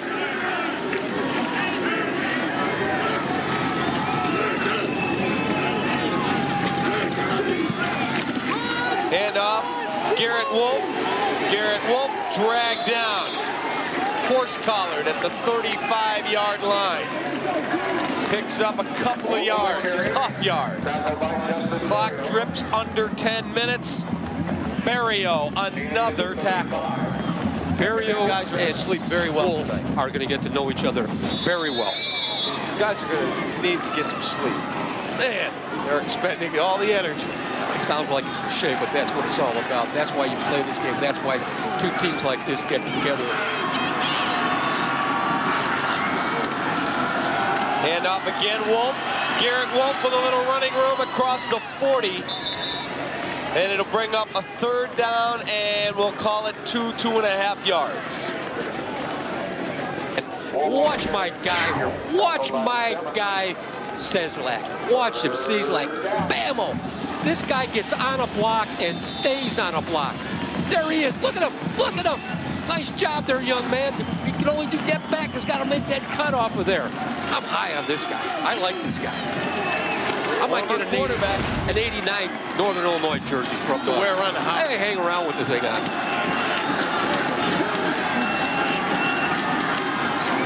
Hand off Garrett Wolf. Garrett Wolf knocked down, but he'll have another Northern Illinois first down. Knocked down right at the 45 by Barrio again. Watch Doug Free, number 62. Bammo. Wonderful, wonderful kick out block. We're going to see the look right here. Look at him. Look at him. Legs going. Head up. These guys, again, I can't say enough. This is a very well-coached offensive line, hands down. Doug Free, the left tackle. Haldi to Garrett Wolf. He slips as he was getting hammered. Gain maybe half a yard. Andy Stark, junior linebacker, and Barrio again. Look at Brady Hoke.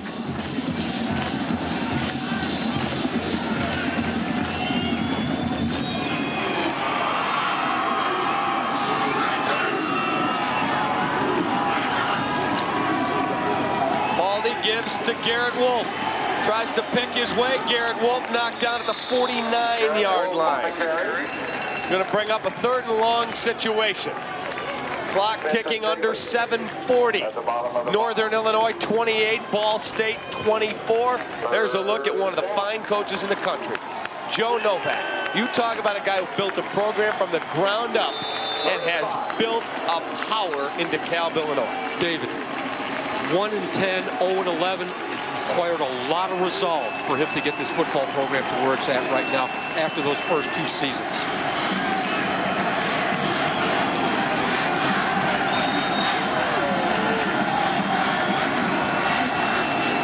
Haldi looking, throws, has his man. That is Chateau Powers. I think he's going to be short.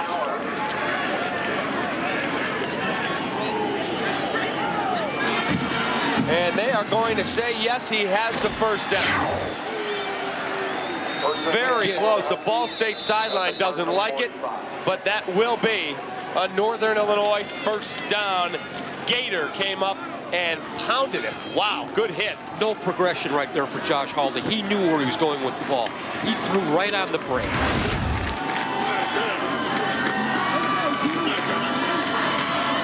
Hand off to Garrett Wolf, tries the right side. Garrett Wolf turns the corner.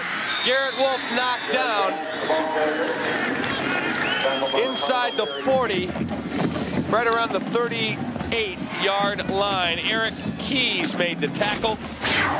Garrett Wolf has carried the ball 32 times for 253 yards. Ball State defensively right now, somebody has to come up with the big play. There's just too much momentum right now by the Northern Illinois defense. A big play, maybe bring a linebacker, maybe a strong safety or a free safety blitz. They have to make something happen. Wolf the single back, and he gets it again, and Garrett Wolf right up the middle. Garrett Wolf will move the chains. His 33rd carry of the day. Career high, I believe, for Garrett Wolf in terms of carries is 38 carries, 37 carries 2 weeks ago. Once again, a fine push by the Northern Illinois offensive line. But give this young man so much credit. His patience as a running back for a guy his age is something very, very special. 1st and 10. Garrett Wolf takes the handoff again. Garrett Wolf turns the corner, bounces off one man.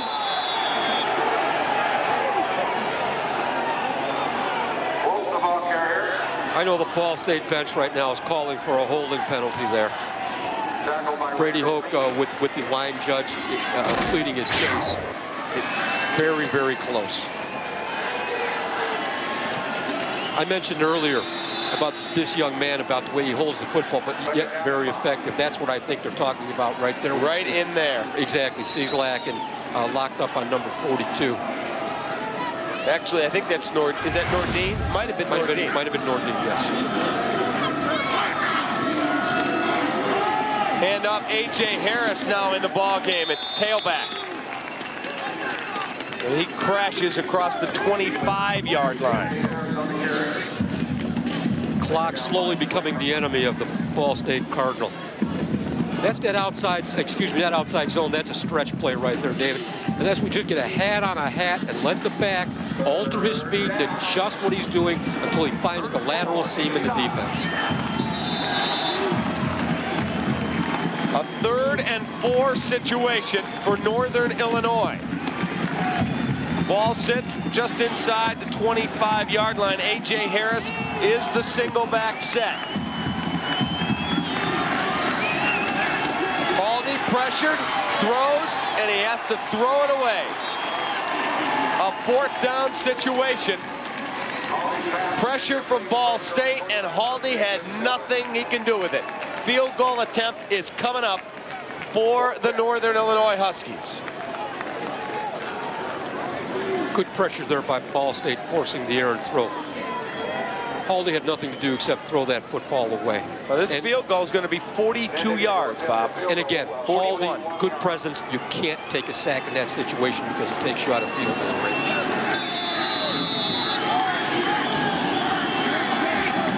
Out of the hold of Phil Horvath. The kick is up. It is good.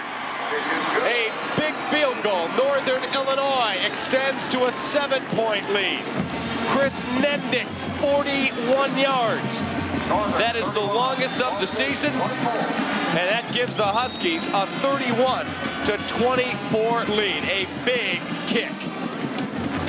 He's taking some heat from the coach for his 3 kickoffs out of bounds, but Joe comes over, pats him on the helmet, and says, way to go, young man. Way to go until tomorrow morning.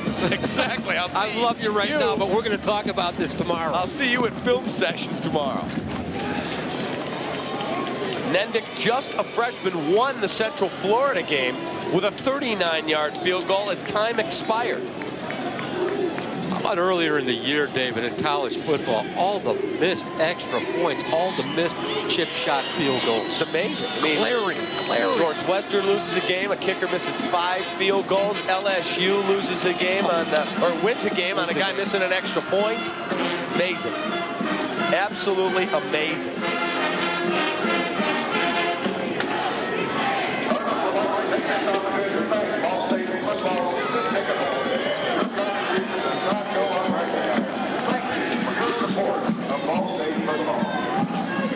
So Northern, a 7-point lead, 4:28 left. Any question that Dante Ridgway is going to be the go-to guy here? Ridgway, absolutely, David. I don't think there's any question. Very, very quiet in the first half. Suddenly, once again, became the go-to guy in the second half. Now, Terry Moss is the deep man for the Ball State Cardinals. He's already taken one kick back, 94 yards. He's going to take this one out of the end zone. Terry Moss belted at the 15-yard line. Our friend Dante Ridgway, with the tackle. What an outstanding, oh my goodness. As we said in the first half, really not the go-to guy. Comes back in the second half and has changed the offense completely for Ball State. And then Joey Lynch, give him a lot of credit for looking to him, because you have to look to that guy. You have to have him as your go-to guy. Time and time again, and then we find him in the end zone behind the Northern Illinois defense.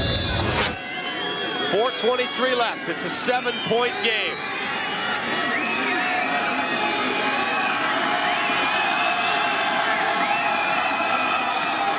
And that play goes absolutely nowhere. Gibbons took the handoff, and that play is blown up in the backfield. And I think it was Jason Hutton, the man who knifed in and made the play. Jason Hutton and Javen Lee. David, let's go back to that kickoff, Bill. I don't think it was a good decision to take that ball out of the end zone. 4 yards deep in the end zone. You know what happens with a young guy in a game like this? You know, he wants to press. He wants to make something happen. But yet he has to remain disciplined. Catch that football 4 yards into the end zone and you take a knee. Usually the bottom of the letters in the end zone are about 3 yards deep into the end zone. So you know anything behind that really is a high risk. Odell Gibbons being helped off the field, banged up on that play that was nailed in the backfield. So it's a 2nd and 15 situation now for Ball State. Clock drips under 4 minutes.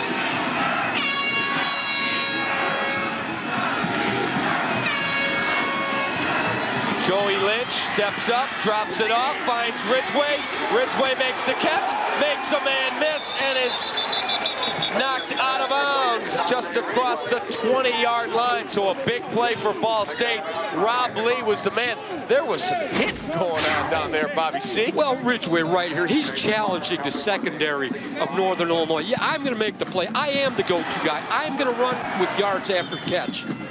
And then has the presence to get out of bounds and stop that clock. Well, Jason Barnes had a block that was just spectacular.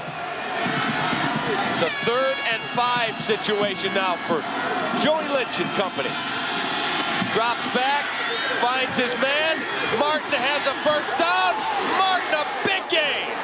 Martin out near the 40-yard line, and that's a first down for Ball State. Northern brought pressure, Bob. They brought pressure, but Joey Lynch looking downfield. No one there knew where the safety valve was. That's great presence for a young quarterback. That's an outstanding play. Javen Lee made the big tackle. Knowing that that running back was right there tells you a little bit about Joey Lynch and the way he's growing up as we watch this game.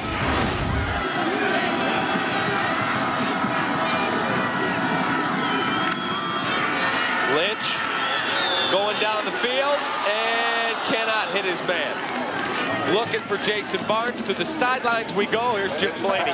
David, after the Ball State offense got the touchdown that cut Northern's lead to 28-24, one of the comments that the Ball State offense was making as they came off the field is those guys are dead. We have to keep sticking it at them. Now, you saw pretty good energy out of the Northern defense the first series of downs, but you have to think Ball State is going to pick up momentum here as they go along, because this Northern defense has been out here a lot in the second half. Back to you. Good point, Jim. They are exhausted. 18-play drive earlier in the half just wore them down.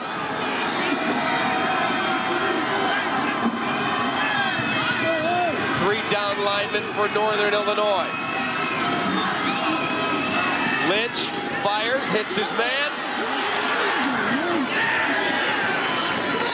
That'll be a gain of about 5. Dan Dunford made the catch. He's played a good ball game. Jason Hawkins came over from his linebacker spot, number 22, and hit him. It's going to be a 3rd, and they'll call it 4 yards. 3rd and 4 for Joey Lynch and Ball State. Jason Hawkins had one thought in mind as he went in his pursuit angle. I'm going to separate this receiver from the ball. That's what Northern Illinois needs to do right now. Come up with that big defensive play. Joey Lynch looking, finds his man, dumps it off, and that's going to be enough. Adele Gibbons back in the game. Catches Joey Lynch's dump-off pass, and that will be another Ball State first down. 2:20 left here in regulation. 31-24 Huskies. You know, don't take that little dump-off pass for granted. You have to have a lot of presence as a quarterback to look downfield and have all that going on in front of you, knowing exactly where that dump pass is. He's done a nice job with that.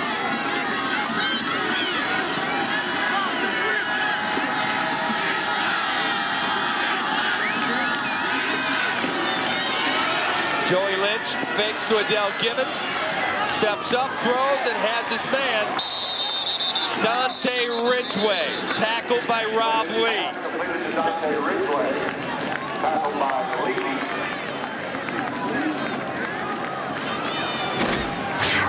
You know, David, you've seen many great ones. The great ones always come up when the game is into balance. Now, how about this statistic? First half, Northern ran 41 plays, Ball State 33. This half, 44-24 for Ball State. Joey Lynch looking, and he is belted as he throws. Absolutely lit up by Jason Hutton. And Lynch is shaken up. He was pounded. That was a linebacker coming up and making a play. I am certain that in this situation, Jason Hutton has contained responsibility on the quarterback. It's usually one of the backside linebackers, not the front side linebacker, that has that responsibility. Not only did he contain him, he put a pretty good hit on him. He's very lucky it wasn't intercepted. Javen Lee was near that football, nearly had a pick. Denny Dornbos on the sideline there. Denny's coached at Army, actually played his football at Western Michigan, was a graduate assistant coach at the University of Michigan while I was there. Turns up as the linebacker coach at Northern Illinois, and now the defensive coordinator. And I really like Joe Novak for the fact that he promoted from within. What that does for morale on a staff, I mean, you can't put a price on that. It gives every one of those other assistants hope that one day, perhaps, if they want to be a coordinator, they very well may have that same opportunity. Hey, David, if I could change gears here, how about these two bands today? I mean, has this been something? And the Husky band made the trip from DeKalb. Isn't that great? It is great. It Both is really bands, great. You got the cheerleaders, you got all the pomp and circumstance of college football. All the trappings.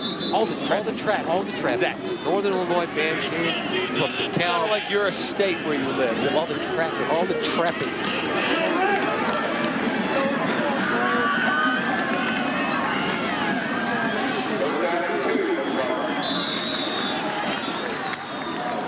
You know, it's interesting. Joe Novak has not put Brian Atkinson in this football game. He's here, but his jaw wired shut. He said he could play, and Joe said, no, you're not going to go out there. Joey Lynch, pressure, throws. He's hit as he throws and knocked down. Pressure again, this time Travis Moore, the man. 4th and 2. Joey Lynch, I mean, just the fact that, you know, he has had the presence to do the things he's had, and right now Northern Illinois is bringing a lot of heat. Needless to say, huge play right Any now. chance everyone's thinking pass that you run the football here? It's a possibility. I'd like to see, you know, it's either going to be something right in front of Joe in the middle of the formation, or perhaps he's going to roll out and get a run-pass option. Pressure again, Joey Lynch throws, and he's got his man, and it looks like Ridgway's got a first down. Joey Lynch delivers it, Ridgway stretches out and has the first down. 1:32, and they will wind it as soon as they spot that football. That was an outstanding effort. Once the chains move, they will run the clock. And the clock continues to tick. Joey Lynch looking, throws, and he misses his man. He was looking for his tight end, Michael Steinhaus, who caught a TD earlier in the football game and threw it a little high. Once again, I have to allude to the demeanor of Brady Hoke on the sideline. Encouraging and positive and coaching through the entire football game. You know, I've seen some of these CEO coaches, and you'll never sell me on that deal. This is a guy who's a hands-on guy and probably can coach any position on the field.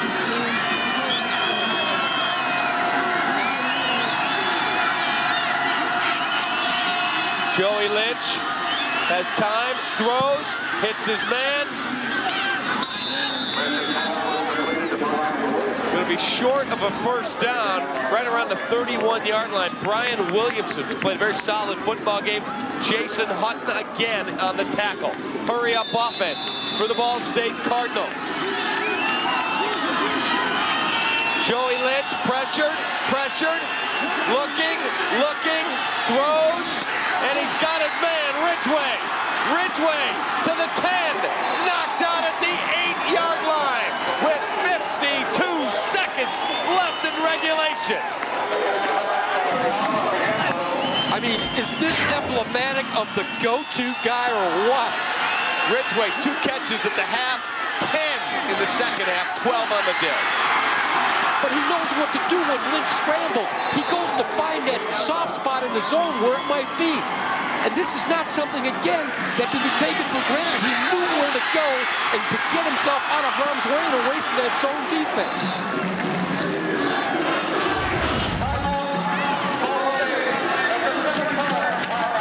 Ball State takes their second timeout. They have 1 left. 52 seconds. There's a look at Joe Novak. David, the Ball State offensive line has done a magnificent job. We talked about the Northern's offensive line coming in, which is an outstanding offensive line. But these young guys from Ball State have come up big. They've given Joey Lynch an awful good opportunity to be successful in the pocket, outside the pocket, when he's flushed, run, pass, option, everything. They've done a nice job. No question about it. You know what, Joey Lynch, you've got to really tip your cap. He's played a heck of a ball game. And Adele Gibbons, a gutty performance today. How many carries does Adele Gibbons have? He's in the 32 carries today for Adele Gibbons. You know, there are just some things in the football game that don't seem like that big a deal. But look at the discipline on the Ball State sideline. Look at the business-like manner. And you have to have that. You know, we're coaches, we talk about game management. That's a big part of game management. Giving the coaches an opportunity to work. Giving the substitutes a chance to step up when they have to come in. Coaches aren't running around looking for guys. That's discipline. And for Brady Hoke will do at Ball State what Joe Novak has done at Northern Illinois after all is said and done.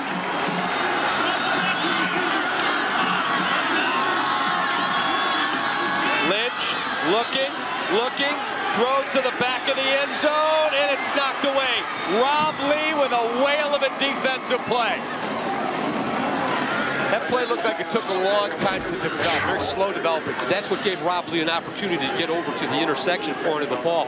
But make no mistake about it, this is a big, big play. That's a big-time play by him.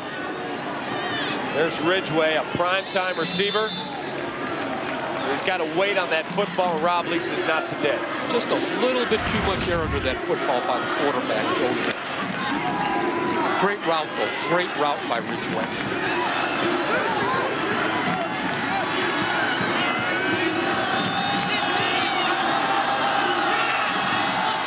Lynch, looking, throws, finds his man, and it's going to be very, very close.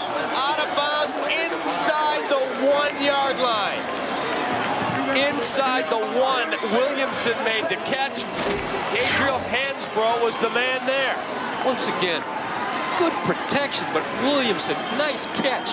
The ball had to be thrown to the far shoulder, and that is what Joe did, and that's where Williamson caught the football. 6'3", 204-pound sophomore wide receiver. The Northern had said that he stepped out at the 3 or 4 yard line, but they've spotted the ball inside the 1.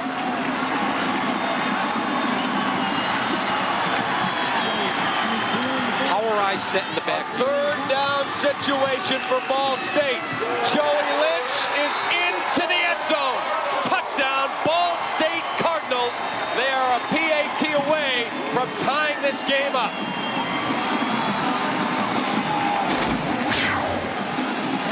There you see Lynch, Bobby, right over the top. Gutsy play. Again, the cadence is the one variable that you completely control in deception to the defense, and I'm sure that was part of it.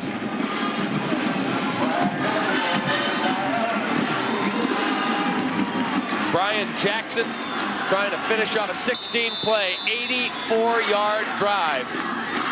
This would tie the football game, and he does it right down the middle. 31 all, 33 seconds left. Are we headed to overtime? We will see. Let me ask you a question. Does it get any better than this? It doesn't get any better than this.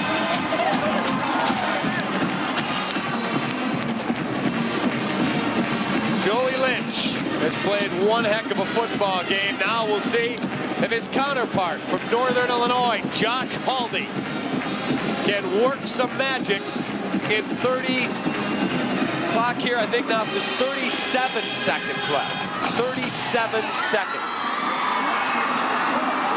Saw Brady Hoke on the sideline huddling with his defense.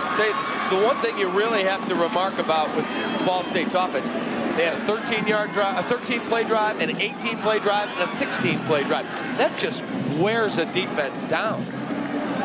No turnovers. Protecting the football, doing the smart thing. Have we seen a turnover today? I don't think so. I don't think we've seen a fumble today. I don't think we've seen a fumble. What a great tribute to both of these teams.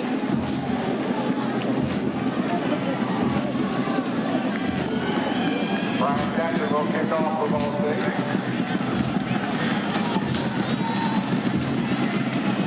16-play drive. I talked earlier, defensive coaches always have a goal. No drive over 12 plays if possible. You want to reach that goal. You reach that goal defensively, chances are 9 out of 10 times you're going to win the football game.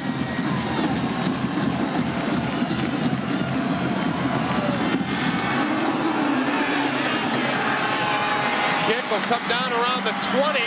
Northern Illinois, I believe that's Hickenbottom, and he will be knocked down at the 37-yard line. Lionel Hickenbottom.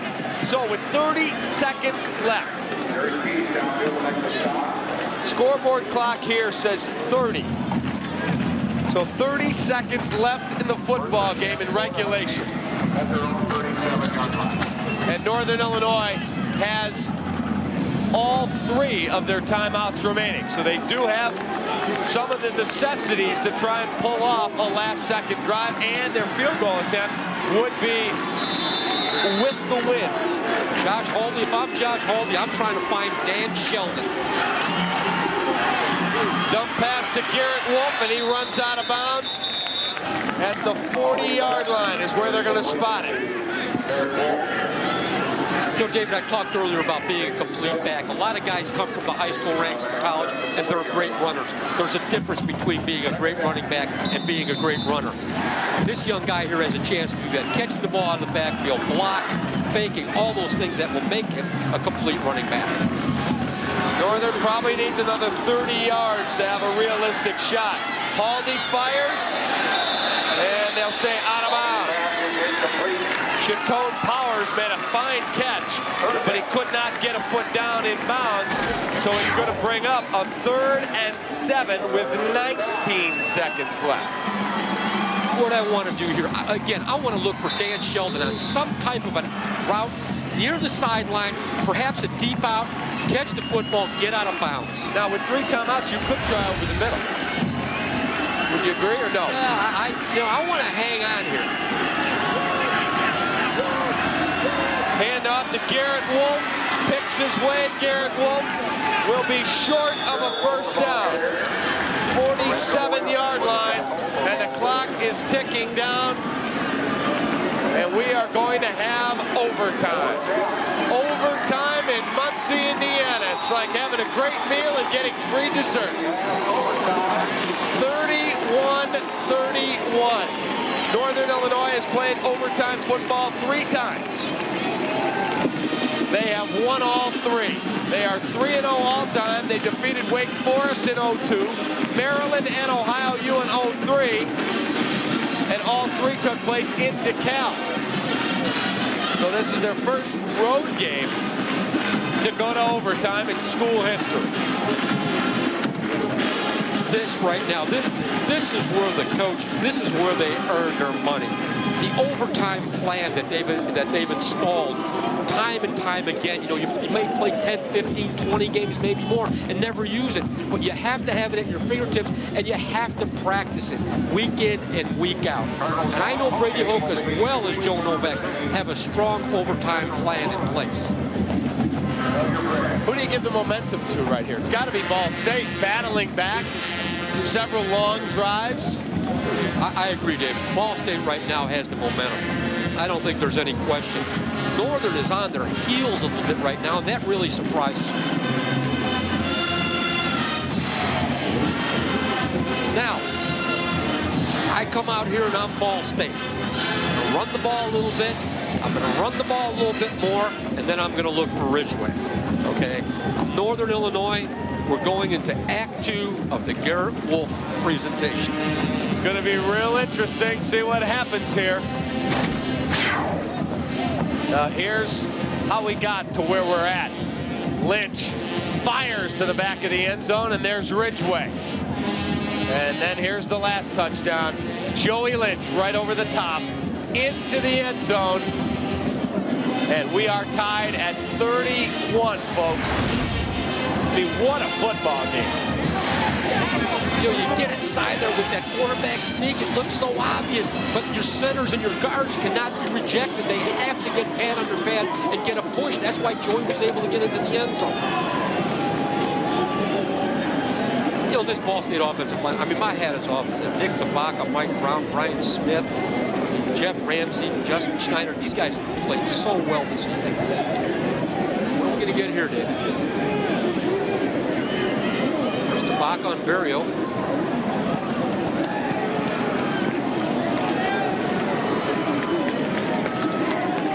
Ball State won the toss and elected to go on defense first. Northern elected to attack the North goal. Take a look at the statistical breakdown. Look at the rushing yards. But passing yards, and most of those in the second half, Bobby. Absolutely. The second half adjustments. You know, we talk about coaching. Those second half adjustments, you get in that locker room at the half, there's a lot going on there in a very limited amount of time. And again, coaches always talk about second half adjustments. Fans talk about second half adjustments. You have to get in there and analyze everything that's going on in that first 30 minutes of football and then convey that to your players. So you have kind of mini meetings going on. You have a big meeting when you get in there with the head coach. Then he talks about, then you get the position meetings. So it's, again, a very limited, you have to be so organized to make the proper adjustments. Here we go. Overtime starts at the 25-yard line.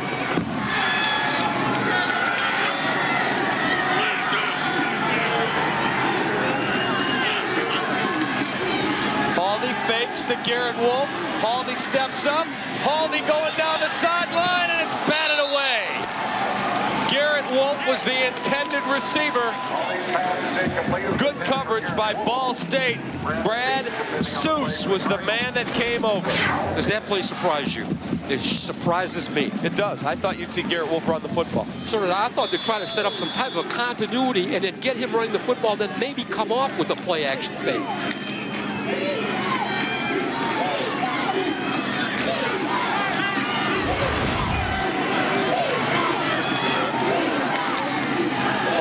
Rolling, he's pressured, looking, keeps the football, breaks a tackle. Josh Haldi with a first down for Northern Illinois. A huge run. David, I talk about keeping the ball inside of the defense. That's what Ball State needed to do. Haldi got outside of the defense, tiptoed down the sideline. Watch this young guy right here. He gets outside of the defense with a great fake. All the offensive linemen moving in one direction. Puts the ball away. Now he becomes a fullback. Extra yards. Bammo, nice job. Watch the block by your guy, C-Slack. He cleans house. Watch the block behind Haldi. Cieslak is just a determined football player. What a football game, folks.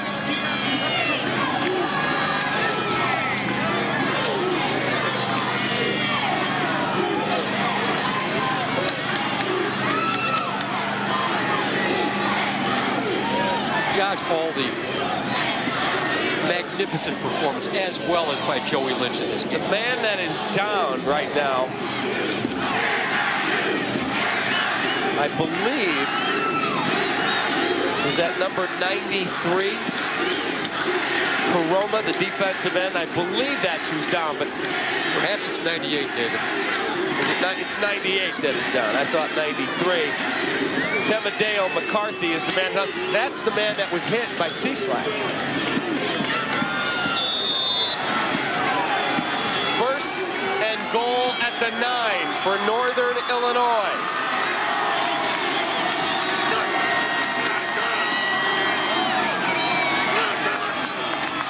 Haldi hands to Garrett Wolf. Garrett Wolf to the end zone. Give him 6.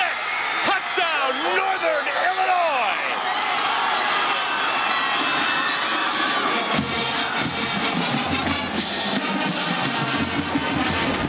Set.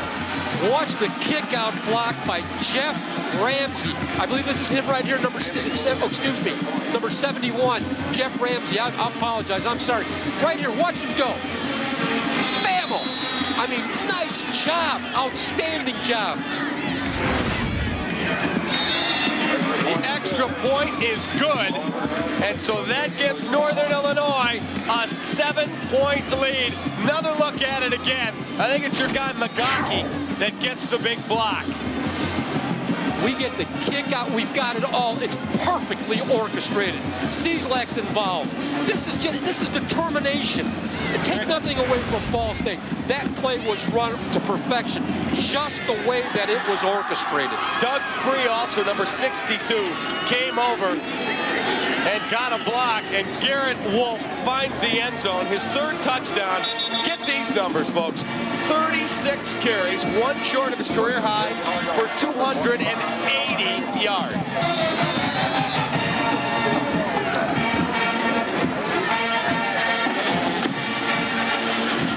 Ball State gets their chance to answer. That's why I like this so much better than NFL overtime. Joey Lynch, Franklin the man in motion. Lynch, play action, throws, and finds his man, gain of about 4. Dunford with another catch. Javen Lee made the tackle.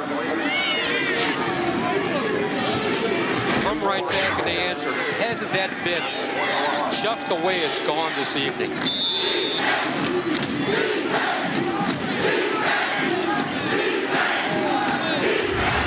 These are two so determined football teams.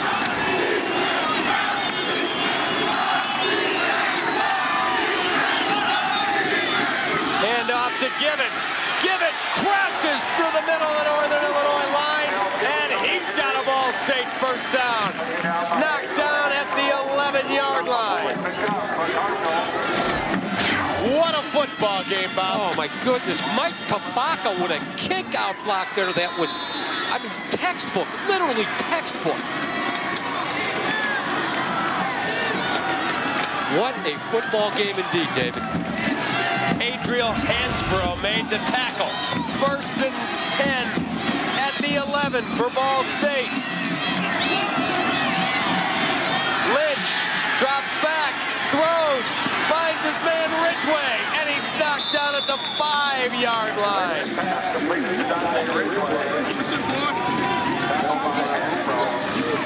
Yet again, David, what a night this Dante Ridgway is having.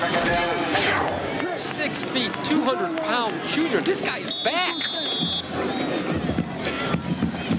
Great pursuit by the Northern Illinois defense, cupping Ridgway. 13th catch of the evening.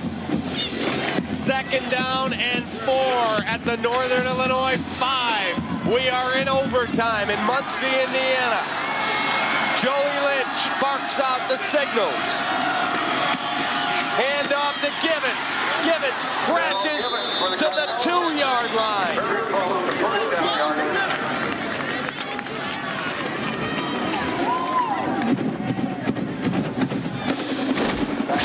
They spot it just inside the 2. It'll bring up a 3rd and 1. Great push at the point of attack, but yet Gibbons bounces to the outside. I talked about pad level. Sets his hand out. Keeps moving. The legs keep churning. Ray Smith had a shot at him in the backfield and missed him.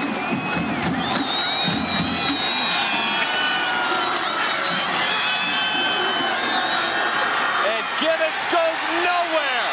That play blown up Northern Illinois. Brought tremendous heat. Jason Hawkins, number 22. But watch the pressure Northern gets right there. There's Hawkins, and then his buddies come to help. It's 4th down and 3 at the 4. Denny Dornbos, defensive coordinator for Northern Illinois, looked into his defensive playbook and said, what's my best run blitz? And he ran it. Football game rides on this play. Joey Lynch drops back, looks, throws to the end zone, incomplete. The ball game is over. Northern Illinois has won it in overtime. Your final, Northern Illinois 38, Ball State 31.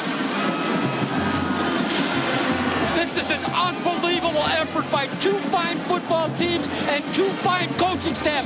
It doesn't get any better in college football than what you saw here tonight at Ball State Stadium. Both coaches embrace for Bob Kamel, Jim Blaney, and our great crew here at Comcast Sportsnet.